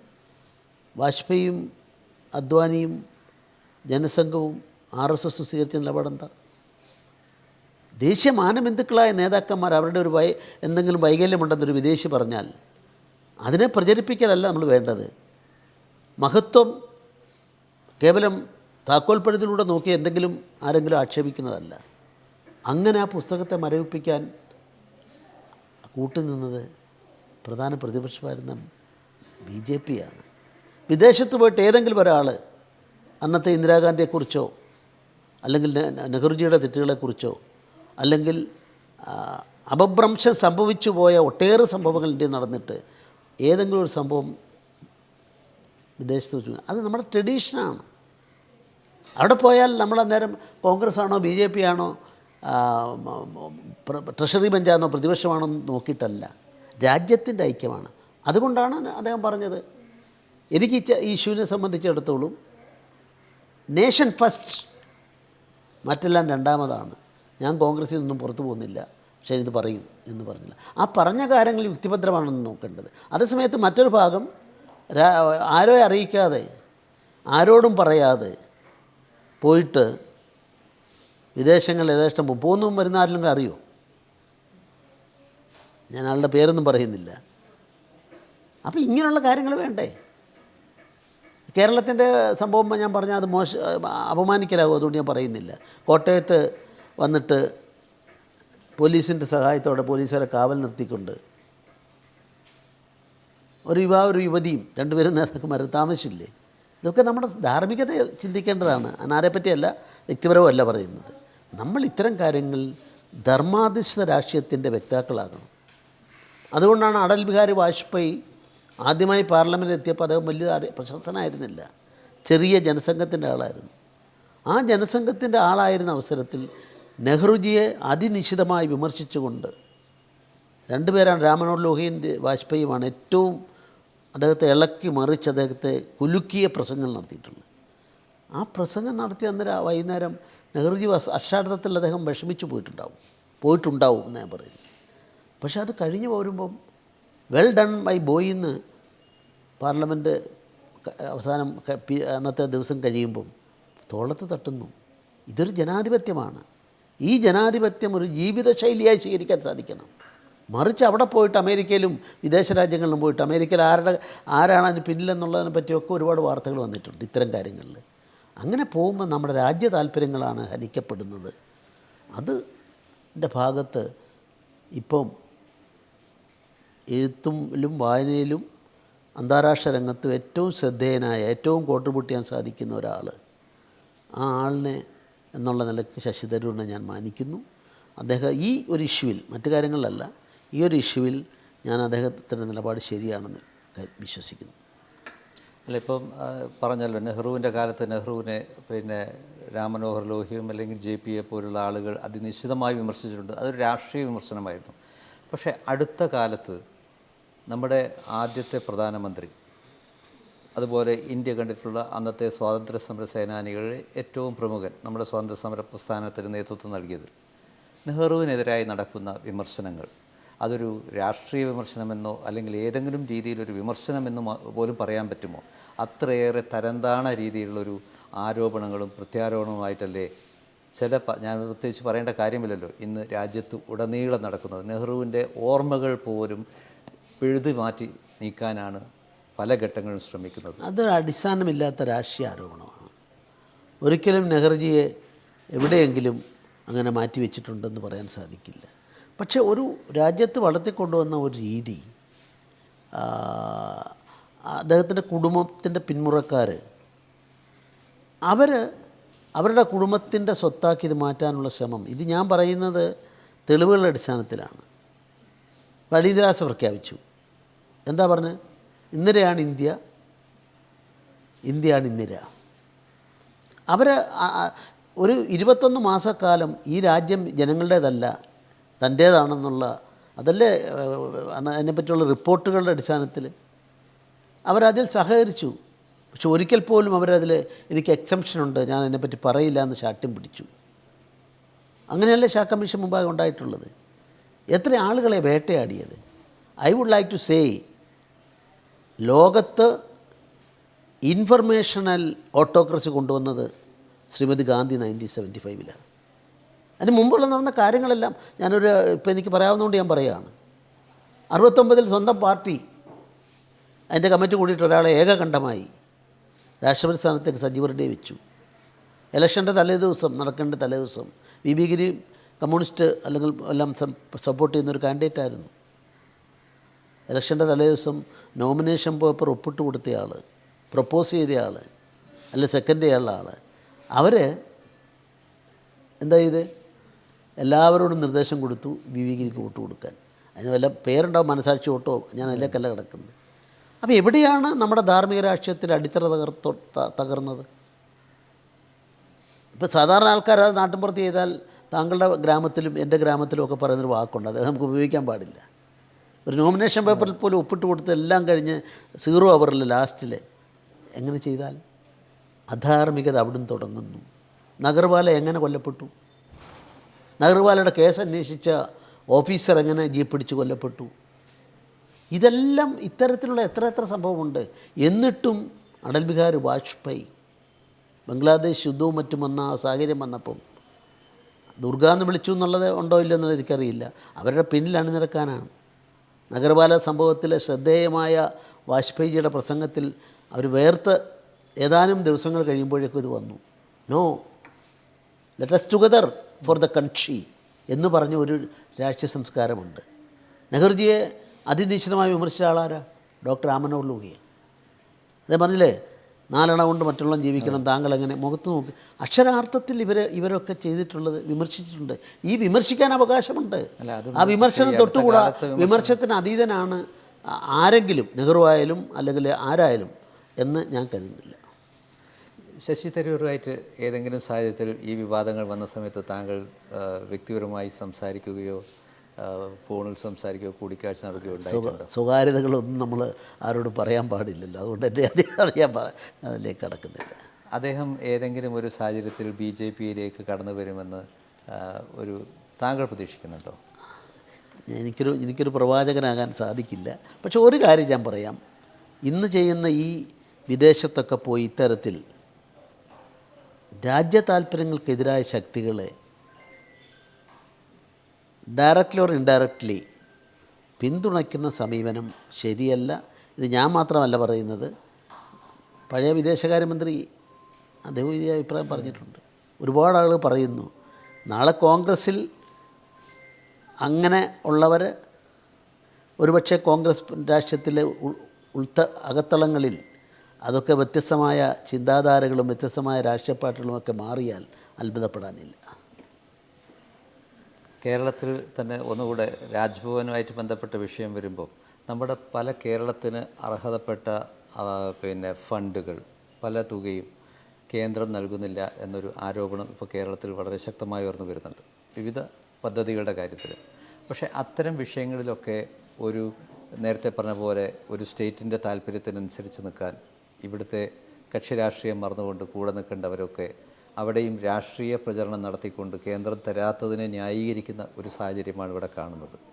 അത് എത്രമാത്രം ഒരു സ്റ്റേറ്റിൻ്റെ മുന്നോട്ടുള്ള പോക്കിന് ഗുണകരമാണ്, അതൊരു ശരിയല്ല എന്ന് തോന്നിയിട്ടുണ്ടോ?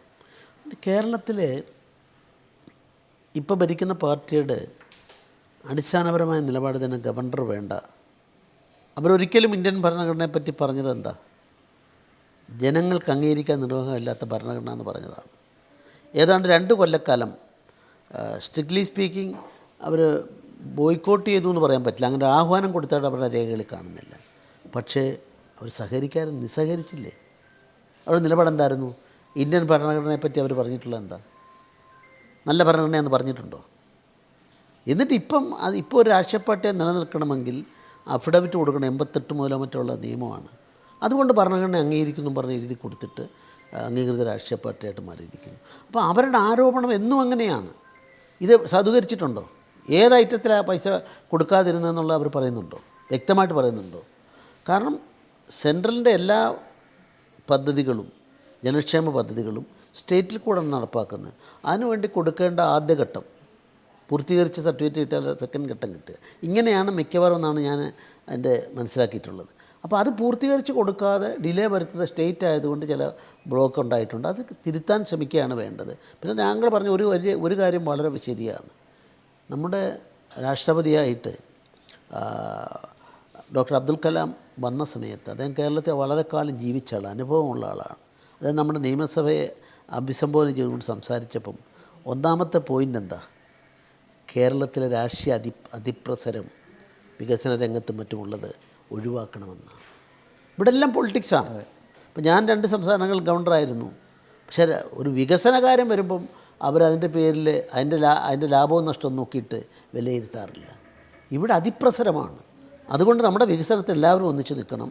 ഈ അതിപ്രസരം പൊളിറ്റിക്കൽ പറയാം ഇന്നത് തെറ്റാണ് അല്ല ഇന്നത് ശരിയാണ്. So we R educated mass. ജനങ്ങളെ പഠിപ്പിക്കേണ്ടവരാണ്. അപ്പോൾ വസ്തുതകളായി അവതരിപ്പിക്കാൻ സാധിക്കണം.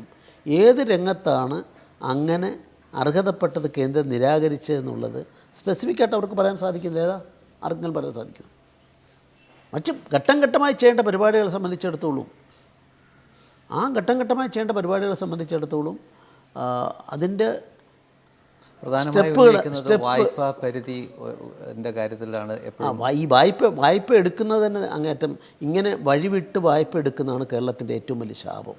അതുകൊണ്ട് വായ്പ തന്നില്ല എന്ന് പറഞ്ഞിട്ട് വായ്പ ഒരു ഡിസ്ക്രിഷണറിയാണ്, അവകാശമല്ല. കോടതി തന്നെ പറഞ്ഞിട്ടില്ലേ, നിങ്ങൾ കേന്ദ്രത്തിൽ നിന്ന് വായ്പ എടുക്കേണ്ടത് അത് ഒരു റൈറ്റായിട്ട് ഇന്നത്ര വായ്പ കൊടുക്കണമെന്ന് ഏതെങ്കിലും ധനകാര്യ കമ്മീഷനോ കീഴ്വഴക്കങ്ങളോ എന്തെങ്കിലും ഒരു വ്യവസ്ഥ കോടതി പോയിട്ടുണ്ടായിരുന്നില്ല. എന്തിനാ കോടതി തള്ളിപ്പോയത്? ഇല്ല. അതുകൊണ്ട് വായ്പയുടെ കാര്യത്തിൽ പറയുന്നത് നിങ്ങൾ ഇവിടെ ഞാൻ ചോദിക്കട്ടെ, മറ്റ് സ്റ്റേറ്റുകൾ എത്ര ഡെവലപ്പ് ചെയ്യുന്നു നിങ്ങൾക്കറിയാമൊക്കെ. ഇവിടുത്തെ എനിക്കൊരു കാര്യം അവകാശപ്പെടാൻ സാധിക്കും ഗവർണർ എന്ന നിലയിൽ, ഗോവ സംതൃപ്തമാണെന്ന് ഇന്നലെയും മുഖ്യമന്ത്രി പറഞ്ഞു, എല്ലാവരും പറയുന്നു, നമ്മുടെ കേരള ഗവർണർ അവിടെ പോയിട്ട് പറയുന്നു, എല്ലാ രാഷ്ട്രീയ പാർട്ടികളും പറയുന്നു, പ്രതിപക്ഷ നേതാക്കന്മാർ അവിടുത്തെ പ്രതിപക്ഷവും പറയുന്നു. പക്ഷേ ഞാൻ ചോദിക്കട്ടെ, ആ കൊച്ചു സംസ്ഥാനത്ത് നിന്നും ഒരു 50 പേർക്കെങ്കിലും അതിൽ 12-13 ആൾക്കാർ കിഡ്നി മാറ്റി വെക്കാൻ ഇത് വകുപ്പൊന്നുമില്ല. പക്ഷെ അവിടുത്തെ മുഖ്യമന്ത്രിയെ ബോധ്യപ്പെടുത്തിയിട്ട് ഗവർണർ അത് ചെയ്തിട്ട് കിട്ടിയ 50 പേരുടെ ലിസ്റ്റ് എൻ്റെ കൈവശമുണ്ട്. വേറെ ഏതെങ്കിലും ഒരാൾക്ക്, കേരളത്തിൽ നിന്ന് പോയ ആൾക്കാരുണ്ടല്ലോ, ഒത്തിരി ആൾക്കാർ കേന്ദ്രത്തിലും പോയിട്ടുണ്ടല്ലോ, പറയാൻ സാധിക്കുമോ? നിങ്ങളുടെ മനസ്ഥിതിയാണ്, കൈകാര്യം ചെയ്യുന്നവരുടെ മനസ്ഥിതിയാണ്. ഇപ്പോൾ കേന്ദ്രവുമായി നല്ല ബന്ധത്തിൽ നിന്നുകൊണ്ട് ഉള്ള സമീപനങ്ങളിൽ എത്ര ആ നിലയ്ക്ക് ഡൽഹി പോയിട്ട് ചെയ്യുന്നുണ്ട്? ഒരിക്കലും നരേന്ദ്രമോദി ചിന്തിച്ചിട്ടുണ്ടോ, ഞാൻ ഔപചാരികമായി മുഖ്യമന്ത്രി എന്ന നിലയിൽ ശിവഗിരിയിലേക്ക് വന്നപ്പം അദ്ദേഹം വരുന്ന വേദി പങ്കിടില്ല എന്ന് പറഞ്ഞുകൊണ്ട് ശിവഗിരിയിലെ ഒരു സമ്മേളനം ബഹിഷ്കരിച്ച ഒരു മുഖ്യമന്ത്രിയും ഒരു പ്രതിപക്ഷ നേതാവും കേരളത്തിലുണ്ട്. അദ്ദേഹം അത് കണക്കിലെടുക്കാറില്ലല്ലോ. ഇവരോട് ആരോടെങ്കിലും മുമ്പുള്ള പ്രധാനമന്ത്രിമാരെ കാണുന്നതിനേക്കാൾ അവർക്ക് അവസരം നൽകുന്നതിലും അപ്പോയിൻമെൻറ്റ് നൽകുന്നതിലും ചർച്ച ചെയ്യുന്നതിലും എന്തെങ്കിലും തരത്തിലുള്ള വീഴ്ച വരുത്തിയിട്ട് കാണാൻ സാധിക്കും. അപ്പോൾ ഈ സർഗാത്മകതയെ, പോസിറ്റിവിസത്തെ കൂടി അംഗീകരിക്കണ്ടേ? അത് അംഗീകരിക്കാതെയുള്ള ഈ പോരുണ്ടെങ്കിൽ അത് ശരിയല്ല. ഞാൻ ഈ പറഞ്ഞ ഒരൊറ്റ കാര്യം മാത്രം മതി. ഗോവയെപ്പോലെ സംസ്ഥാനത്ത് നിന്നും ലക്ഷോപലക്ഷക്കണക്കിന് രൂപ ഇവിടുത്തെ രോഗികൾക്കും മറ്റുള്ളവർക്കുമായിട്ട് കൊടുത്തു. എന്നെപ്പറ്റി ജലീൽ എന്തോ അറിയാതെ പറഞ്ഞു പോയി അസംബ്ലിയിൽ, ഞാൻ എന്താ സമദാനിയുടെ വക്കാലത്തെടുത്തു എന്നൊക്കെ പറഞ്ഞു. പക്ഷേ ഞാൻ അയാളോട് മറുപടി പറയാൻ എനിക്ക് സാധിക്കുമായിരുന്നു. എൻ്റെ കയ്യിൽ റിട്ടേൺ കത്തുണ്ട്. അദ്ദേഹത്തെ ആയിരുന്നു അന്ന് കോവിഡ് ബാധിച്ചപ്പോൾ വിദേശത്തുനിന്ന് ഇങ്ങോട്ട് വരാൻ വഴിയില്ലാർക്കും. അദ്ദേഹത്തെ ആയിരുന്നില്ല മന്ത്രിയായിട്ട് ക്യാബിനറ്റ് നിയമിച്ച് എനിക്ക് നന്ദി പറഞ്ഞുകൊണ്ട് കത്ത് അയച്ചിട്ടുണ്ട്. 29 പേരെ അദ്ദേഹത്തിൻ്റെ ഏറ്റവും അടുത്ത ബന്ധു പൂർണ്ണ ഗർഭിണിയായ സ്ത്രീയെ കൊണ്ടുവരാൻ വേണ്ടി ഒരു രക്ഷയുമില്ല എന്ന് പറഞ്ഞ് എന്നെ വിളിച്ചിട്ട് ഞാൻ അവിടുന്ന് അന്ന് മന്ത്രിയായിരുന്ന ജലീൽ അന്നത്തെ ചാർജുള്ള ആൾ, എല്ലാവരും കൊണ്ടുവരേണ്ട ചാർജുള്ള ആൾ, ഞാൻ ചെയ്തില്ലേ. പക്ഷേ അദ്ദേഹം അത് പറഞ്ഞപ്പോൾ ഞാനൊന്നും മറുപടിക്ക് പോയില്ല. അപ്പം നമ്മുടെ ഈ സമീപനം ഇതാണ്. കേരള ഗവൺമെൻറ് 28 പേരെ കൊണ്ടുവരാൻ സാധിച്ചതിൻ്റെ ഒരു ബഹുമതി പത്രമായിട്ട് വേണം കരുതാന്. എനിക്ക് മെസ്സേജ് തന്നിട്ടുണ്ട്. അദ്ദേഹം എന്നെ വിളിച്ചിട്ട് എൻ്റെ സഹോദരി അടുത്ത കൊണ്ടുവന്ന് സഹായിക്കണം. അദ്ദേഹം പറഞ്ഞ് 3-4 ആൾക്കാരെ കൊണ്ടുവന്നിട്ടുണ്ട്. ഇതെല്ലാം നമ്മുടെ സംസ്ഥാനത്തിന് വേണ്ടിയാണ്. ജലീലിൻ്റെ രാഷ്ട്രീയം നോക്കിയോ എൻ്റെ രാഷ്ട്രീയം നോക്കിയോ അല്ല. അങ്ങനെ മലയാളികൾ ഒത്തൊരുമിച്ച് നിന്നെങ്കിലേ നമുക്ക് നേട്ടമുണ്ടാകൂ എന്നുള്ളതാണ് എൻ്റെ വിനീതമായ അഭിപ്രായം. ഇപ്പോൾ പറഞ്ഞ കൂട്ടത്തിൽ പറഞ്ഞല്ലോ, അങ്ങനെ പോരുണ്ടെങ്കിൽ, സംസാരിച്ച കൂട്ടത്തിൽ അങ്ങനെ ഒരു പോരുണ്ടെങ്കിൽ രാജ്ഭവനും കേരള സർക്കാരും തമ്മിൽ, അതും ഒരു ആരോപണമാണ് ഇപ്പോൾ കേരളത്തിൽ. സത്യത്തിൽ ഇവർ തമ്മിൽ ഒരു പോരുമില്ല. ഓരോ 3 മാസം കൂടുമ്പോൾ, അത് നേരത്തെ ഉണ്ടായിരുന്ന ഗവർണറെക്കുറിച്ചും അങ്ങനെ ഒരു ആക്ഷേപമുണ്ട്. ശ്രീ ആരിഫ് മുഹമ്മദ് ഖാൻ വലിയ വിവാദങ്ങൾ ഉണ്ടാക്കും. പൊട്ടിത്തെറിയിലേക്ക് എത്തുന്ന പോലുള്ള വിഷയങ്ങൾ മുഴുവൻ പുറത്തു വരും. ചില ഘട്ടങ്ങളിൽ പ്രതികരിക്കാൻ പാടില്ലാത്ത ഭാഷയിൽ ഇവരെല്ലാവരും പരസ്പരം പ്രതികരിക്കും. പിന്നെ ഒരു സുപ്രഭാതത്തിൽ ഏതോ ഒരു കേന്ദ്രങ്ങളുടെ ഇടപെടൽ കൊണ്ടോ മധ്യസ്ഥത കൊണ്ടോ എവിടെ എങ്ങനെയാണെന്നറിയില്ല, അടച്ചിട്ട മുറിയിൽ ഇവർ പ്രാതൽ കഴിക്കുന്നു. പിന്നെ പ്രശ്നങ്ങളെല്ലാം കെട്ടടങ്ങുന്നു. ഇപ്പോഴും കേരളത്തിൽ അങ്ങനെ ഒരു ശാന്തത കാണുന്നുണ്ട്. സത്യത്തിൽ ഇവർ തമ്മിൽ പ്രശ്നമില്ലേ? ശാന്തത എപ്പോഴും നല്ലതാണ്. മറ്റു കാര്യങ്ങളെ സംബന്ധിച്ചിടത്തോളം ആ ചോദ്യത്തിന് ഉത്തരം താങ്കളുടെ ഈ കത്ത്, ചോദ്യമാവുന്ന കത്ത് അഡ്രസ്സ് മാറിപ്പോയി, അവരോട് ചോദിച്ചാൽ മതി. 4-ാം തീയതി പഴയ ഗവർണർ വരുന്നുണ്ട്, എൻ്റെ ഒരു പരിപാടിക്ക് വേണ്ടി വരുന്നുണ്ട് കേരളത്തിൽ വരുന്നുണ്ട്. അപ്പോൾ ആ സമയത്തൊക്കെ അത് അവരോടൊക്കെ ചോദിച്ചാൽ അതിൻ്റെ ഡീറ്റെയിൽസ് കിട്ടും. ഇപ്പോൾ അടുത്തിടെ നമ്മുടെ താങ്കൾ 2 തവണ നിർണായക ഘട്ടത്തിൽ 2 തവണ BJP അധ്യക്ഷനായിരുന്ന ആളാണ്. സ്വാഭാവികമായിട്ടും കേരള രാഷ്ട്രീയത്തിൽ അങ്ങേപ്പോലെ BJP പൊളിറ്റിക്സിൽ നിരന്തരം ഇടപെടുന്ന മറ്റൊരാളുണ്ടാവില്ല. ഇപ്പം അടുത്തിടെ നമ്മുടെ ഒരു രാജ്യസഭ പ്രതിനിധിയായി തലശ്ശേരിയിൽ നിന്നുള്ള ശ്രീ സദാനന്ദൻ മാസ്റ്ററെ നിയമിച്ചു. അതേക്കുറിച്ച് ചെറിയ ആക്ഷേപങ്ങളൊക്കെ ചില കേന്ദ്രങ്ങളിൽ നിന്നൊക്കെ വന്നിരുന്നു. അതിനേക്കാൾ BJP പൊളിറ്റിക്സിൽ വലിയ ആ, സംഭാവനകൾ അർപ്പിച്ച കുറേയധികം നേതാക്കൾ വേറെയുണ്ട്. അപ്പോൾ ഞാനതൊരു പേരെടുത്ത് ഒന്നോ രണ്ടോ ആളെ മാത്രം പറഞ്ഞതിൽ അർത്ഥമില്ല. അവരൊക്കെ ഇതിൻ്റെ ഒരു ആദ്യഘട്ടത്തിൽ അവരുടെ എല്ലാ സമയവും ജീവിതവും കളഞ്ഞ് ഇതിൻ്റെ നേതൃരംഗത്തേക്കും സംസ്ഥാന പ്രസിഡന്റ് വരെ ആയ ആളുകളുണ്ട്. പക്ഷെ അവർക്കൊന്നും പിന്നീട് ആ രീതിയിലൊരു പരിഗണന ലഭിച്ചില്ല. പാർട്ടിയുടെ ഒരു നല്ല കാലം ഡൽഹിയിൽ വന്നപ്പോൾ അങ്ങനെയുള്ള ചിലരെയൊക്കെ മറന്നുപോയി എന്നോ അല്ലെങ്കിൽ അവർക്കൊന്നും പരിഗണന ലഭിച്ചില്ല എന്നൊരു തോന്നൽ ഇവിടെ പലരുടെയും പാർട്ടിക്കുള്ളിൽ തന്നെ സ്വകാര്യമായി പറയുന്നതും പങ്കുവെക്കുന്നതും കേൾക്കാറുണ്ട്. എന്താണ് അതിനെക്കുറിച്ച്? ഒരർത്ഥവുമുള്ള കാര്യമല്ല. ഒരു രാഷ്ട്രീയ പാർട്ടി നിങ്ങൾ പ്രവർത്തിക്കുന്നത് നിങ്ങൾക്ക് ഇന്നത ഭാവി കിട്ടും എന്ന് കരുതിക്കൊണ്ട് പ്രവർത്തിക്കുന്ന രീതിയോട് അത് ശരിയല്ല. നിങ്ങളൊരു തത്വശാസ്ത്രത്തിന് വേണ്ടി ത്യാഗം ചെയ്യാൻ, സ്വയം സമർപ്പിക്കാൻ വേണ്ടി ഇറങ്ങിത്തിരിക്കുന്നവരാണ്. അങ്ങനെയുള്ളവരെ കൊണ്ടാണ് ഇന്ത്യൻ രാഷ്ട്രീയവും എക്കാലത്തും പോയിട്ടുള്ളത്. ഒരുപാട് ബലിദാനികളുണ്ട് സംഘ BJP പ്രസ്ഥാനത്തിന് കേരളത്തിൽ. അതിൽ അദ്ദേഹത്തെ ഈ വേർതിരിച്ച് സദാനന്ദ മാഷെ പറ്റി പറയുന്ന ആക്ഷേപങ്ങൾ അത് ദുരുപദിഷ്ടമാണ്, ഒരിക്കലും ന്യായീകരിക്കാൻ സാധിക്കില്ല. പാർട്ടിയിലെ സീനിയോറിറ്റിയും പ്രവർത്തനത്തിൻ്റെ മികവും നോക്കിയാണോ ഗവർണർമാരെയും ഈ രാഷ്ട്രപതിയുടെ ഇങ്ങനെയുള്ള രാജ്യസഭാ നിയമനമൊക്കെ നടക്കുന്നത്? അതങ്ങനെ ആകാൻ പാടില്ല. അപ്പോൾ അദ്ദേഹത്തെ സംബന്ധിച്ചിടത്തോളം അദ്ദേഹത്തിൻ്റെ ഒരു അധ്യാപകൻ എന്ന നിലയിൽ, സാമൂഹ്യ പ്രവർത്തകൻ എന്ന നിലയിൽ നിസ്തുലമായ സംഭാവനകൾ ചെയ്തിട്ടുണ്ട്. പിന്നെ അദ്ദേഹം വിക്റ്റിമായി എന്നുള്ളതിൻ്റെ പേരിലല്ല കൊടുത്തിട്ടുള്ളത്. അദ്ദേഹത്തിൻ്റെ ആ സംഭാവന ഉള്ളതുകൊണ്ട് ആ കാറ്റഗറിയിലാണ് അദ്ദേഹത്തെ നോമിനേറ്റ് ചെയ്തിട്ടുള്ളത്. അതിനെ അങ്ങനെ കാണുകയാണ് വേണ്ടത്. മറിച്ച് അയാൾ ഏത് കേസിലാണ് അദ്ദേഹത്തെ ശിക്ഷിച്ചിട്ടുള്ളത്? ആരോപണം ആർക്കേരെ ഉന്നയിക്കാം, അത് ശിക്ഷിക്കപ്പെട്ട ആളല്ലല്ലോ. അങ്ങനെയാണ് പറയാറുണ്ട്, ശിക്ഷിക്കപ്പെട്ട ഒരാളെ എടുത്തത് എന്തുകൊണ്ടാണ്? അതും എക്സെപ്ഷണൽ സർക്കംസ്റ്റാൻസിൽ ശിക്ഷിക്കപ്പെട്ട ആളെ എടുത്താൽ പോലും തെറ്റില്ലെന്ന് കരുതുന്ന ആളാണ് ഞാൻ. എൻ്റെ നിയമവ്യാഖ്യാനം അങ്ങനെയാണ്. ഏതായാലും അതുകൊണ്ട് ഈ എന്താരോപണമുണ്ടോ, RSS വിരുദ്ധമായ ആരോപണം ഉന്നയിച്ചാൽ അതിനെ ജനങ്ങൾ അംഗീകരിക്കുമെന്നുള്ള ഒരു തെറ്റായ വിശ്വാസമാണ് പല പാർട്ടികൾക്കും, കേരളത്തിലെ ഭരണകക്ഷിക്കും പ്രതിപക്ഷത്തിനുമുള്ളത്. അത് ശരിയല്ല. ഞാൻ അതുകൊണ്ടാണ് പറഞ്ഞത്, അന്ന് മുഖ്യമന്ത്രിയായിരുന്നപ്പോൾ ഞങ്ങൾ അടുത്തിരിക്കില്ല, വേദി പങ്കിടില്ല എന്ന് പറഞ്ഞവരിപ്പം ഡൽഹിയിൽ പോയി കാണണ്ടേ രണ്ടു കൂട്ടർക്കും. അപ്പോൾ ഇതൊക്കെ നമ്മൾ ചിന്തിക്കണം. ഇന്ത്യയിലെ പൗരന്മാരാണ്. വല്ല രാജ്യദ്രോഹ കുറ്റത്തിനോ മറ്റോ ചാരവൃത്തിക്കോ അങ്ങൊക്കെ ആയിട്ട് എന്തെങ്കിലും ശിക്ഷിച്ചോ മറ്റോ മാറ്റി നിർത്തിയാൽ നമുക്ക് പറയാം അവരോട് സഹകരിക്കാൻ പാടില്ല. ബാക്കിയുള്ള ആളുകൾ മുഴുവൻ ഏത് പാർട്ടിയിൽപ്പെട്ടവരായാലും സ്വതന്ത്ര ഇന്ത്യയിലെ പൗരന്മാരാണ്. അവർക്കെല്ലാം അർഹതപ്പെട്ടതാണ്. ഈവൻ തടവറയിൽ കിടക്കുന്ന ആളിന് പോലും ഫണ്ടമെൻ്റൽ റൈറ്റ്സ് ഉള്ള ഒരു നാടായത്. അപ്പോൾ അതുകൊണ്ട് സദാനന്ദ മാഷെ ഇങ്ങനെ വികൃതമാക്കി ചിത്രീകരിക്കുന്ന ദൗർഭാഗ്യകരമാണ്. ഈ നടപടിക്രമങ്ങൾ ഇതിനെക്കുറിച്ച് എനിക്കത്ര അറിയില്ല, പരിജ്ഞാനക്കുറവുണ്ട്. അതുകൊണ്ട് കൂടി ചോദിക്കുകയാണ്. ഇപ്പോൾ ഗവർണർ സ്ഥാനം ഒഴിയുന്ന ഘട്ടം വന്നല്ലോ കഴിഞ്ഞ ദിവസങ്ങളിൽ.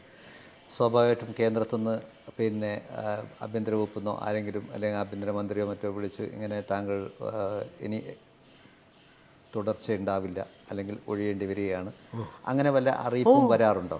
തീർച്ചയായിട്ടും. അത് അതിനകത്തുള്ള വകുപ്പെന്ന് വെച്ചാൽ 5 കൊല്ലമാണ് സാധാരണഗതിയിൽ. ഞാൻ 6 കൊല്ലമായി. Please by the president of India എന്നാണ് പറയുക. അപ്പോൾ അവർക്ക് ആ പീരീഡ് പ്രവർത്തനങ്ങൾ വിലയിരുത്തിയിട്ടോ അല്ലെ കാലാവധി വെച്ചിട്ടോ ഒക്കെ അവർക്ക് തീരുമാനിക്കാം. ആ തീരുമാനം എന്നെ ആഭ്യന്തര വകുപ്പാണ് അറിയിച്ചത്. പിന്നീട് രാഷ്ട്രപതിയുടെ ഇതും വന്നു. അപ്പോൾ അദ്ദേഹം നാളെ 2 ദിവസത്തിനുള്ളിൽ അദ്ദേഹം ചാർജ് എടുക്കുകയാണ്, പുതിയ ഗവർണർ. അപ്പം പുതിയ ഗവർണർ ചാർജ് എടുക്കുന്ന പരിപാടിയിൽ പഴയ ഗവർണർ പങ്കെടുക്കാൻ പാടില്ല. അത് അമേരിക്കൻ പ്രസിഡന്റ് തെരഞ്ഞെടുപ്പിൻ്റെ സ്ഥാനാരോഹണത്തിലും ഗവർണർമാരുടെ സ്ഥാനാരോഹണത്തിലും ബാധകമാണ്. അതുകൊണ്ടാണ് ഞാൻ ഇന്നിങ്ങോട്ട് പോകുന്നത്. അദ്ദേഹം നല്ലൊരു ഗവർണറാണ്. കാരണം എക്സ്പീരിയൻസ് ഉള്ള ഒരു പൊതുപ്രവർത്തകനാണ് അദ്ദേഹം. തെലുങ്ക് ദേശത്തിൻ്റെ ശ്രദ്ധേയനായ നേതാവാണ്, മാന്യനായ ഒരാളാണ്. അതുകൊണ്ട് അദ്ദേഹത്തെ ഞാൻ വിളിച്ചു. നേരിൽ കാണാൻ സാധിച്ചില്ല. നമ്മൾ കാണുന്നത് ഈ ചടങ്ങിൽ അദ്ദേഹം അന്ന് രാവിലെ വരുള്ളൂ എന്ന് പറഞ്ഞു. അത് കഴിഞ്ഞാൽ പിന്നെ അതിന് ബാധകമല്ല. ആ എടുത്ത നിമിഷം തന്നെ. അതുകൊണ്ടാണ് ഞങ്ങൾ പോകരുതെന്ന് പറയുന്നത്. ആ അധികാരം ഏറ്റെടുത്ത് സ്വയറിങ് നടന്ന ആ നിമിഷം എല്ലാ സംവിധാനവും ഇല്ലാതാവും. അപ്പോൾ അങ്ങനെ ഒരു സ്ഥലത്ത് ആ ഗവർണർ നിൽക്കണ്ട, പോലീസ് അകമ്പടിയോടുകൂടി സല്യൂട്ടും ചെയ്തെല്ലാം കൊണ്ടുപോകും. പിന്നെ അതൊന്നും ഉണ്ടാവില്ല എന്നുള്ളതുകൊണ്ടായിരിക്കും അങ്ങനെ. അപ്പോൾ ഇനിയിപ്പം അന്ന് നേരത്തെ പാർട്ടിയുള്ളപ്പോൾ നേരത്തെ പറഞ്ഞ പോലെ വളരെ തിരക്ക് പിടിച്ചൊരു അഭിഭാഷകൻ കൂടിയായിരുന്നു. ഇനി കോടതിയിൽ വീണ്ടും പോകാനുള്ള എനിക്കെൻ്റെ മനസ്സെപ്പോഴും കോടതിയിൽ പോകാൻ, അന്ന് ഞാൻ അതുകൊണ്ടാണ് എന്നെ നിയമിച്ചപ്പം ഞാൻ അതൊഴിഞ്ഞ് പിന്നെ സന്നദ്ധ ഒഴിഞ്ഞിരുന്നെങ്കിൽ എനിക്ക് 10 ലക്ഷം രൂപ കിട്ടുമായിരുന്നു, എൻ്റെ ആയിട്ടുള്ളായിരുന്നു. ഞാൻ എന്നിട്ടും അത് സസ്പെൻഡ് ചെയ്തിട്ടേ ഉള്ളൂ. ഒരു സസ്പെൻഷൻ അതിൻ്റെ ഒരു കത്ത് കൊടുത്താൽ മാറാവുന്നതേ ഉള്ളൂ.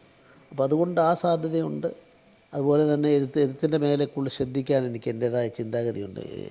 ഞാനൊരു കുറേ അടിസ്ഥാന പുസ്തകങ്ങൾ 3 എണ്ണം. ഒന്ന് ഗാന്ധിജി, ദീനദയാൽ ഉപാധ്യായ, രാമമനോഹർ ലോഹ്യ, JP, ഇവർ 4 പേരുടെയും ചിന്തകളെ ക്രോഡീകരിച്ചുകൊണ്ട് ഒരു പുസ്തകം. അത് വീരേന്ദ്രകുമാറിൻ്റെ എന്നോട് തന്ന ഐഡിയ ആണ്, ചെയ്താൽ നല്ലതെന്ന് പറഞ്ഞു. പക്ഷേ കുറേ കൊല്ലങ്ങളായി പകുതിയോളം ഞാൻ ആക്കി വെച്ചിട്ടുണ്ട്. അതൊരു കുറേ ബേസിക് സ്റ്റഡി വേണ്ട ഒരു പുസ്തകമാണ്. കാരണം ഇന്ന് ലോകത്തൊരു ശൂന്യതയാണ് താത്വിക രംഗത്ത്. Capitalism collapsed in toto. Communism or that theory of socialism, communism, that also failed in toto. ഇപ്പോൾ USSRക്ക് അതെല്ലാം കാണിക്കുന്നു. അപ്പോൾ ആ ശൂന്യതയിലേക്ക് നമ്മുടേതായിട്ടുള്ള ഈ അത്തരം നേതാക്കന്മാർ, ദീനദയാൽ ഉപാധ്യായും ഗാന്ധിജിയും അതുപോലെ തന്നെ രാമമനോഹർ ലോഹ്യ, ഇവരുടെയൊക്കെ ചിന്തകളിൽ ബേസിക്കായ എല്ലാ കാര്യങ്ങളും യോജിപ്പാണ്.